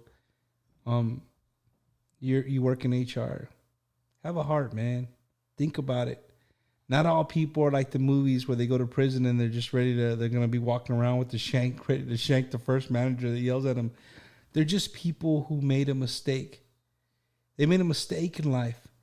Simple mistakes that we make every single day. We make mistakes every day. There's not a day that goes by that I don't make a mistake, whether on life, whether on whatever the case may be.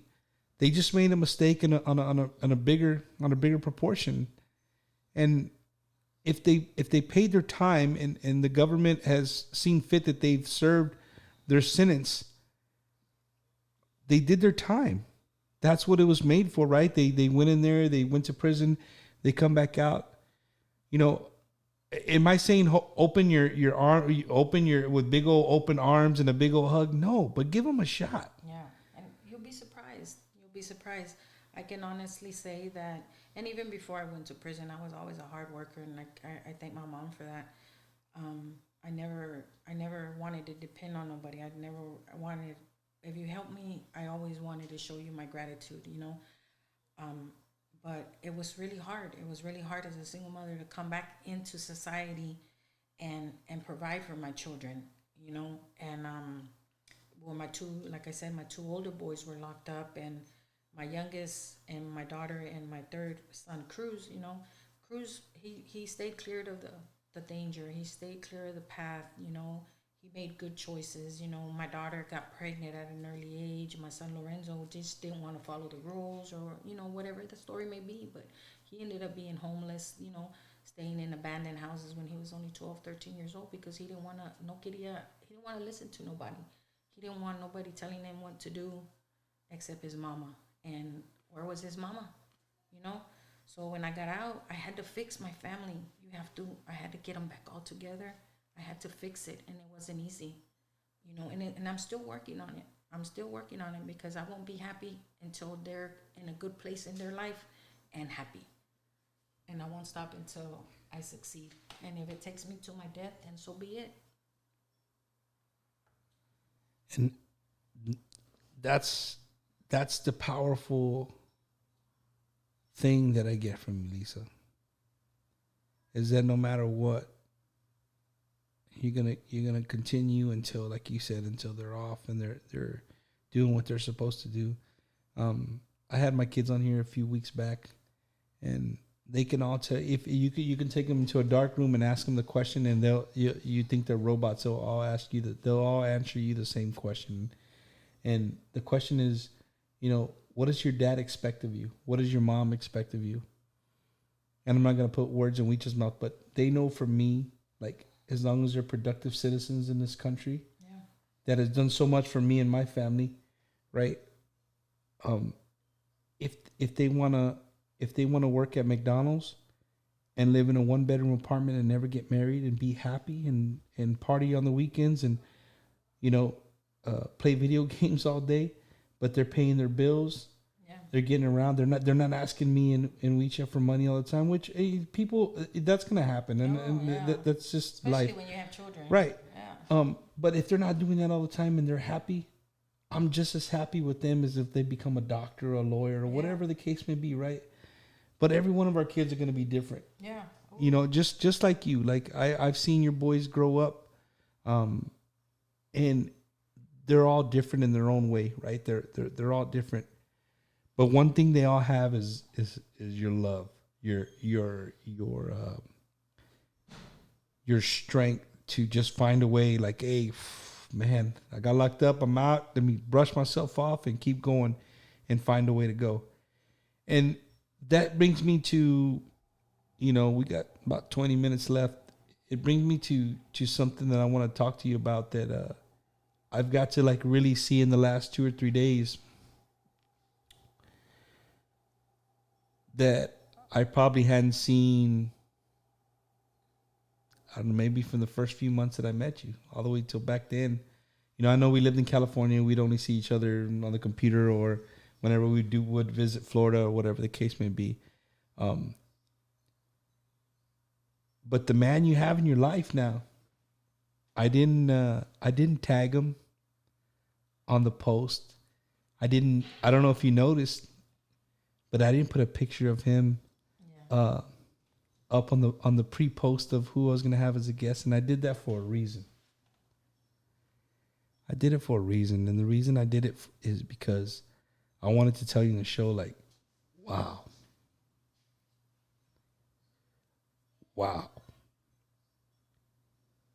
To hear... I say it too, porque aguanta, me aguanta. Oh my God. Dude.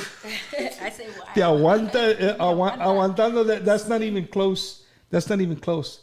And the reason I say wow, man, is because here is a man who has his own past, has his own troubles, his own problems. But yet, he fell in love with a woman with 5 kids. Yeah. And not young kids, older kids who all have their own lives, their own families, their own issues that are going to fall on his lap one way or the other, whether he likes it or not. They're going to fall on his lap. Mm-hmm. One, he's going to have to back up you. Two, he's going to have to tell you sometimes, like, hey, what you're doing and what you're telling him is not right. Yeah. And sometimes you need that extra voice in the back of your head, you know what I mean, just to maybe question yourself, like, hey, is it, maybe he's right. Maybe he's right. I would never let him know that, pero yeah, hell no. Shit. Never let a man know they're right. It blows up their head. Pero I listen, I mean, he might not think I'm not listening, but I am listening. But when it comes to my kids, it was when he met my kids, when he, became a part of our family or whatnot, it was a rocky road ahead, because Felix is a strong person and he is very opinionated, and he will express his feelings, He doesn't have a filter. Yeah, exactly. And he's loud as hell too. But either way, I've learned from him también. I think that I thank him every day that I can. We get our moments, and like every other couple, Definitely. He's the one, and I was telling Wicha this. He fights for us.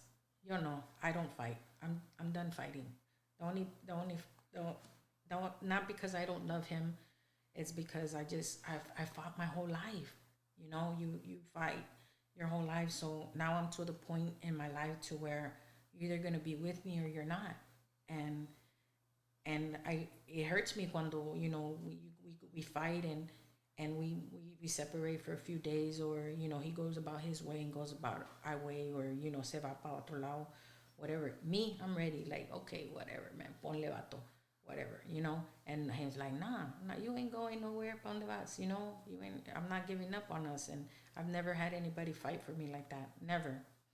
And the way he treats my children is like, I've had to put him in his place a couple of times, like, hey, okay, I understand you trying to be the father figure to come in life, and but they're adults, and we got to figure out a way, not sugarcoat it, but say things with more, like a little bit of, I don't want to say respeto, but with a little bit more Cariño. cariño. Come on, man, those are my babies you talking to, and they've been a part of a lot of our fights. I'm not gonna lie, but hey, it's to me, it's just that's where I stand. I'm not that type that's gonna allow just anybody to come in my life and, oh, I'm gonna treat him like shit. No, you don't do that, because I wouldn't do that. When I met his kids, we started off really wrong. We started off on a bad foot, whatever. They didn't like me, I didn't like them, whatever. But I don't have no kind of hatred or no kind of nothing. I wish them the best. They don't want to be a part of our lives, okay. I wish they would change their mind, because their dad really loves them, but if that's what the decision they made, then that's the decision we have to respect, And that's kind of where I was going with when I was talking about Felix, is that he took on a woman that was coming with, and I don't want to say problems, but you really have to be a special breed. You have to be a special breed of a human being. You have to be a special breed of a man. You have to be a special man to be able to put it with me. No, Lisa, not being ugly. No. That's true, though. Yeah, and people warned him.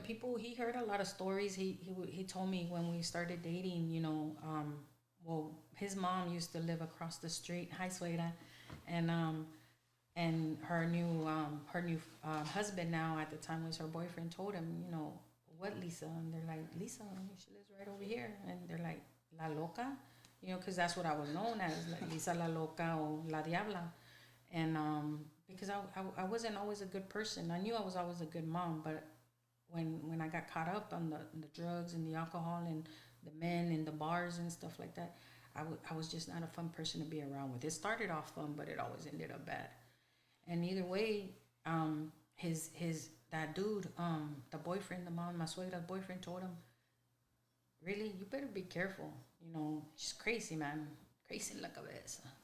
But, he still came over, and, I invited him. It was the first day my son Royce had gotten out of prison, and I had a big old family cookout at the house, and I invited him to the party.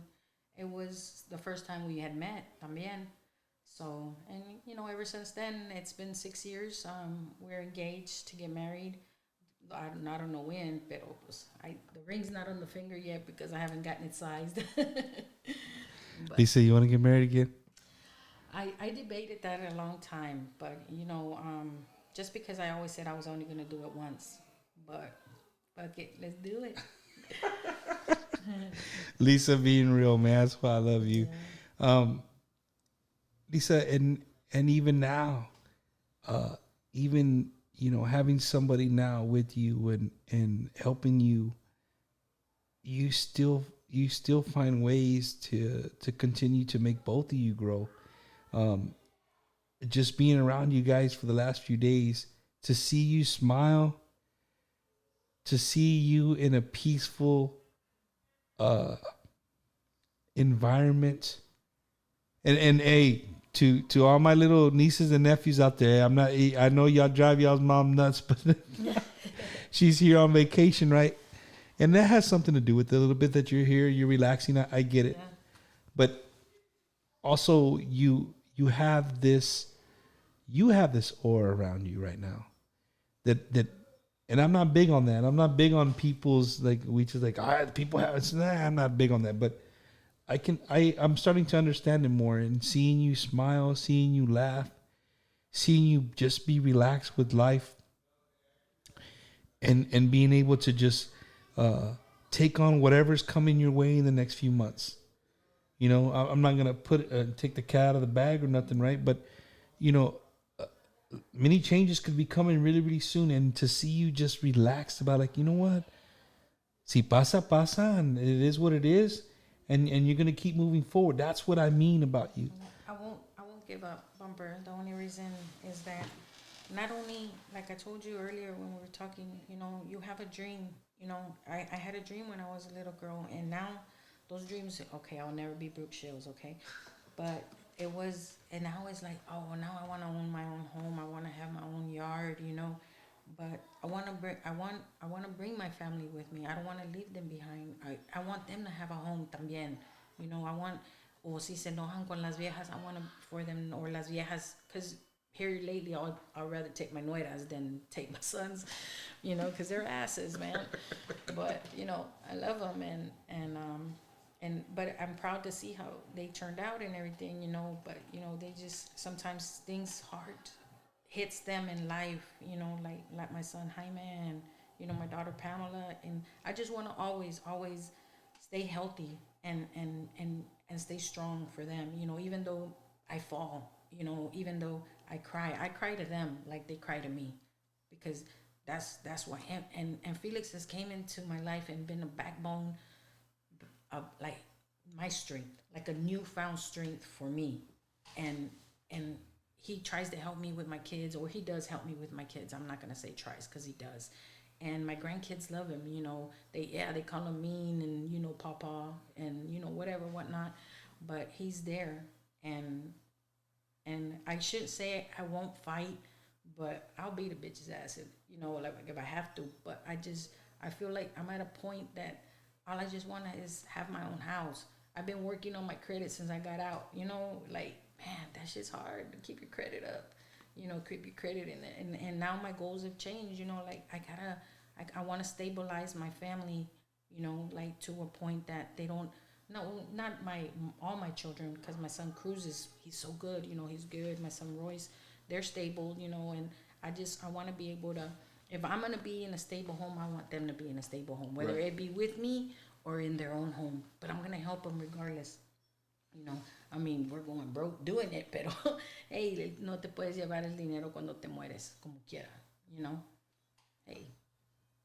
Uh, I, I'm really. It makes me feel good to hear you say these things, because I've been in the car when you're talking to WeChat, and you know when, you know how women can be when they're really passionate and they're pissed off about something. You can put the phone all the way on the lowest setting you want. You're still gonna hear Lisa on the phone. You know what I mean? But Lisa, you've come a long way, dude, and your story's not done, prima. Your story's not done, and to this is what I wanted to do because I know your kids are watching. To Teti, to Royce, to Pamela, Crucito, Lorenzo, right? You have a beautiful, strong mother who has done everything she can, and you guys you've commented on here, and I saw the comments, right? You know what she comes from, you know who she is, you know what she's been through. Take that into consideration sometimes. Your mom's gonna be there for you guys all the time, and if you're to some of the viewers, man, if you're just going through something, like, just know you're not the only one, man. People are just there's people go through all kinds of different issues. You just gotta find a way, man. You gotta find a way. And Lisa, what you're looking for is what I keep going back to, saying what sometimes people take for granted. Just the normalcy. Yeah. Normalcy, the normal family way of living, of what you see on the movies. You know, your kids growing up and going to high school and going to college, and then they go on and then you become this grandparent, and they bring the grandkids for you for the weekend, and then they leave on Sunday and they come bring them back to you. Like, that's the normal things in life. But to the kids, the main word I want you to take from tonight is that your mom is a survivor. She has survived over and over and over again, you know, struggle after struggle after struggle, but she still finds a way.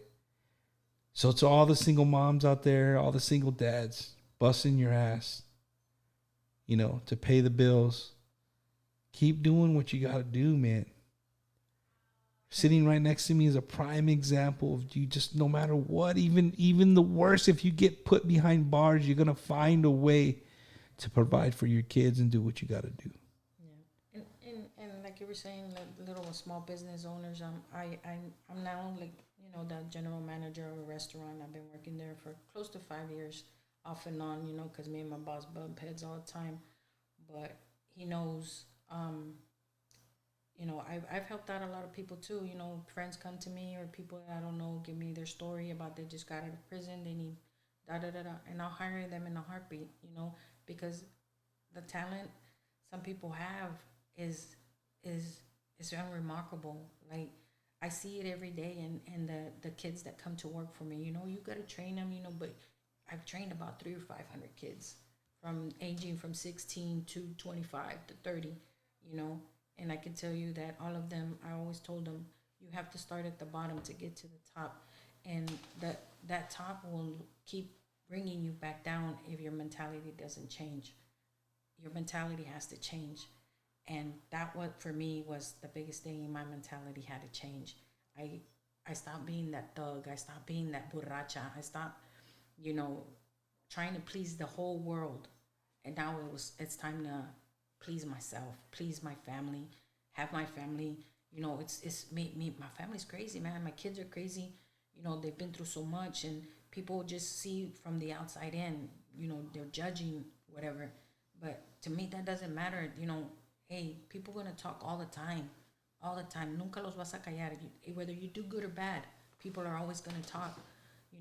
But it's what you do with it. If you let it get a reaction out of you, then hey, then that's your bad. Don't believe what people say. They're gonna say regardless.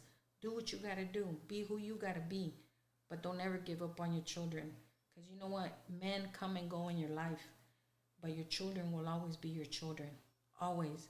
And I fought, and I'm still fighting, and they're grown. My oldest one is 29, and I still fight for him every day.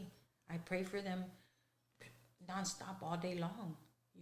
Not because they're not good or they're not doing good. It's just porque it's just the way of life, the way I want them to be, or the way they should be, or the way they want to be.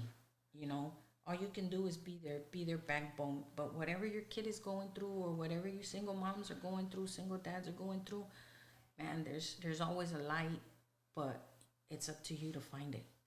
Honestly, and for me, I still haven't found the light bill maybe, but not the light. And I just know that it's gonna happen because I'm not a quitter. I'm not, and I'm gonna get my house in a couple of years. Come back and tell Bumper, look, aquí está mi casa.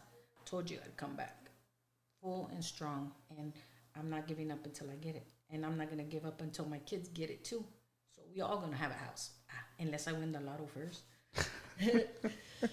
Lisa, before we get off, I got a question that I want to kind of combine into one. Okay. If you being, what'd you say, 46? 47. 47. If the 47-year-old Lisa could sit down and have a conversation with the 15-year-old Lisa, that's part of the question.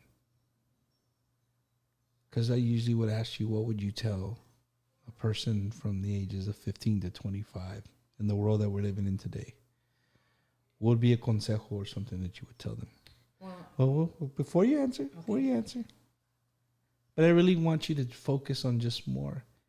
If Lisa Flores could sit down on a bench next to that 15-year-old Lisa Flores who is about to embark on all these different paths,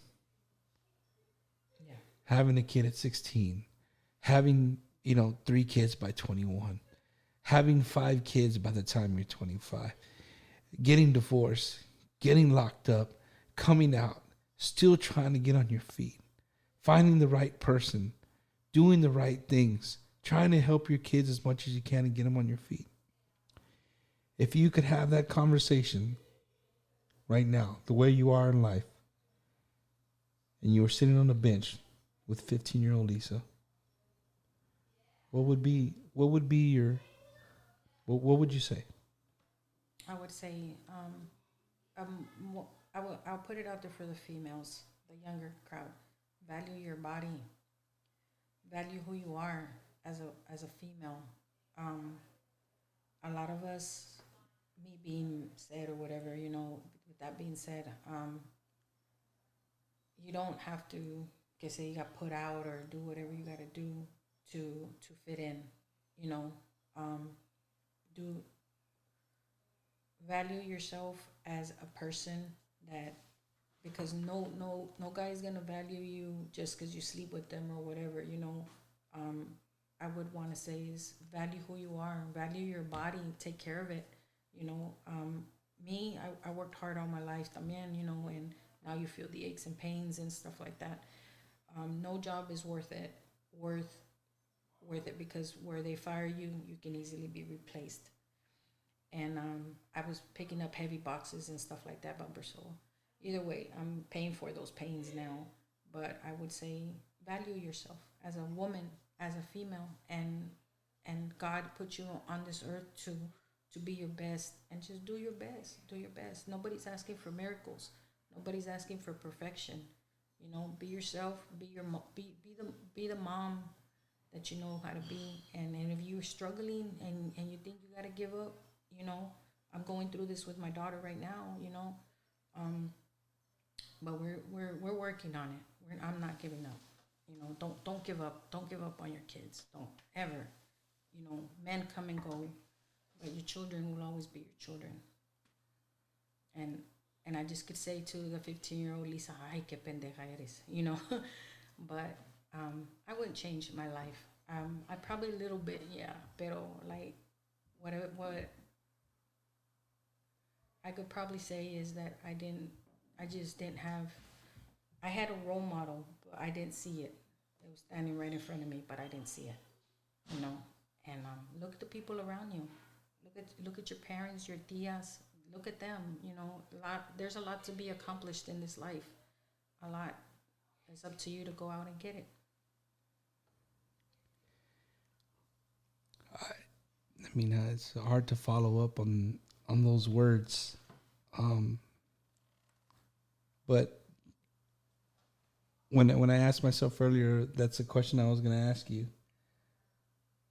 I kind of in my head, this is what she's going to tell me. You hit every single wicket. You hit it. Felix is watching, right? We couldn't leave him out, and he said, for everybody to know, she's the best thing that has ever happened to me, and I will always have her and the kids as back. See, Felix is not about writing a whole long paragraph. He tells you simple and to the point, but he means every single word that he said. Mm-hmm. So, shout out to Felix, man. Thank you for being there for our prima, and continue to be that person, man. Everybody has their ups and downs, but you guys continue to find a way. And I think marriage, a lot of people nowadays, the younger generation, I always say this, it's so easy just to walk out. When you have an issue, you have a problem, everybody has issues, everybody has problems, but I think just, maybe it's me, but I just see the more the younger generation, like, one big problem comes into the marriage and it's over. Like, yeah, but marriage is a roller coaster, man. You got to work on it. There's kids there. There's bills there. There's everything that we just do every single day is on our shoulders, and we just got to find a way to take those off sometimes and just kind of sit down and let it go. Yeah, that's why Felix is like, let's go. Let's go. It's been a rough year, and he's like, let's just go, babe. Let's go. You pick the place, and of course, let's go to San Antonio. Everybody wants to come see us in San Antonio. And it's been great. It's been great. I love the flea market. So, guys, thank you. Look, I'll be honest with you. I could literally sit here, like I could have really broke down her story, and I could have done 5 hours easily. Like I'm not even exaggerating. We would have got into like detail, a bunch of things that she has done. But in 2 hours, it's kind of hard to tell somebody's whole life story. And I always tell people that it's very, very difficult to tell somebody's whole life story in 2 hours. Just can't do it. And the life that my prima has lived definitely could not tell in 2 hours. So, Lisa, before I say bye, I'm gonna give you the floor. If you wanna say hello, if you wanna give consejos to anybody, you wanna say anything about the show, you wanna whatever you wanna do, the floor is yours, and I'm gonna shut my mouth. Well, honestly, whatever had to be said, has been said, and I want to thank you. I've never done anything like this before. Wicha knows this whole story because she's, my people that know me know that I'm an open book. I don't hide my tears. I cry in the shower or whatever, but I just feel like I get my strength from my family, from my kids, and all I actually want to do is actually before we go is ask for prayers. My youngest son is going through some difficult times with the law right now, so I just want to ask y'all for some prayers for him. Pretty much for my whole family. Because we'll get through this también, like we've always have together. We'll get through it.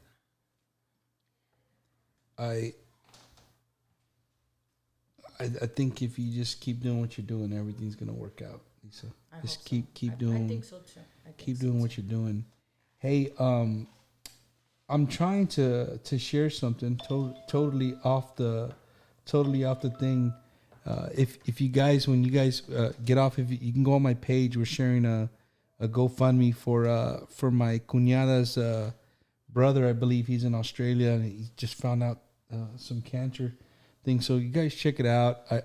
I couldn't post it onto the show because they brought it to me after I already published it, so it doesn't let me add it. But I didn't want to mention that. So make sure you check out our Facebook once you get off. Also, if you guys have been checking out my YouTube channel, it's growing. Finally, it's finally getting. People are subscribing, liking, and sharing. So, those of you that came in here to watch Prima Lisa talk tonight, please go to YouTube, go to Bumper Gomez, look it up, right? Look up Bumper Gomez on YouTube and subscribe, mainly subscribe, and share the channel to your friends. We got all kinds of different Wacky Wednesdays on there talking about all kinds of different things, different guests. But tonight, for me, I really enjoyed tonight. I really did because, one, I wanted to let Lisa know how I really felt about her and her struggle and her story. And I wanted the people to know that during this Christmas time, remember out there, there's women and men that are just, and you know what, Lisa, not even just single people, right? Everybody. Like couples who are just, they work in that, they get in the jobs where just maybe it doesn't pay that much an hour and they're just working and working and working and working and they never have time for one another. Shout out to you guys, man. Keep doing what you're doing, dude. That's what makes this world keep, go around. So in the time of Christmas, if you can help somebody out. Yeah. Like I said, I really, really, really glad that you did this because you said that you had never done anything like this, and I know that. I mean, I know you enough to know that you hadn't ever been on a podcast somewhere, right? For people to see, and like you said, you're an open book in a sense. Yeah. But folks, thank you guys for tuning in. I know you could be doing anything else. If you're watching on TV, you blew it up, and you're still making tamales. Hit me, message me. We can give you the address. You can drop some tamales, send them in dry ice if you're in Florida, wherever the case may be. But I was thinking about taking this week off. Like I wasn't going to do a show today, and I wasn't going to do a show next week. But I'm going to do it. I mean, it's what I look forward to doing it. Just you happen to fall here, and your story is great. So, Lisa, thank you from the bottom of my heart. Thank you. Thank you for being you. Thank you for being my prima. Thank you for helping me as you have helped so many people. Thank you for helping me in a time of my life to get on my feet and to just embrace me into your family and never judge me. You never judged me. Never. Like, Even with the toilet paper finger thing that you showed me, I was like, "Ew, he's disgusting." That was disgusting. You know, you never judge me, and I can never repay you for letting me sleep on your floor, and feeding me, and just being you, man. Getting to know you and the family. Thank you so much. To the viewers, you know, tomorrow's Christmas Eve and Christmas, and let's not forget what Christmas is all about, right? The main reason, what Christmas is. I'm happy that I'm gonna have my kids here, and you know, I have some family from Florida. I'm hoping to have my mom and my sisters here. Maybe I can get my grandson here, and I want you guys just and if you're doing the family thing, I know right now on COVID they're telling people not to do it, but you know our people, they're not gonna listen to that stuff. Yeah. So if you are, just be safe, man. If you got elderly people you're gonna be around, take precautions, take care of yourself. COVID is real. It's not going anywhere. I know they got the shots and stuff, but it's not. It's still bad. But keep loving one another, man. Keep being you. Keep doing all the things that make this world go around. We're gonna get better, dude. 2020. We got one more. We got one more week. Yeah. Like a week, a few more days left in 2020, and we get to turn the page and start 2021. Maybe not on the foot that we want to start on, but at least we turn the page, man, and we're still here. We're still kicking. So, again, thank you guys for tuning in. Next Wednesday, I will be live from somewhere in South Florida. Hey, I don't want to say where, but we will be live from South Florida next week. So make sure you tune in. I might set up on the beach. I mean, I don't know. I might wear a bikini. I don't know. We'll check. That. Don't. So yeah, hey, you know, may have some people fall in love over there. But thank you guys, man. Y'all have a great week. Y'all have a merry Christmas. Be blessed. Stay blessed. I love every single one of y'all. Thank y'all for another great episode. And we'll see you next Wednesday live from the 305, or it's 305, right? Yeah, 305. 305 next week. Thank you, Lisa. You're welcome. Oh, shout out Boone, my brother. Love you. Shout out to Bone, the $1 Million Smile. Y'all have a good one, man. Merry Christmas from the Wacky Wednesday family. Merry Christmas, Thank y'all. guys. Good night.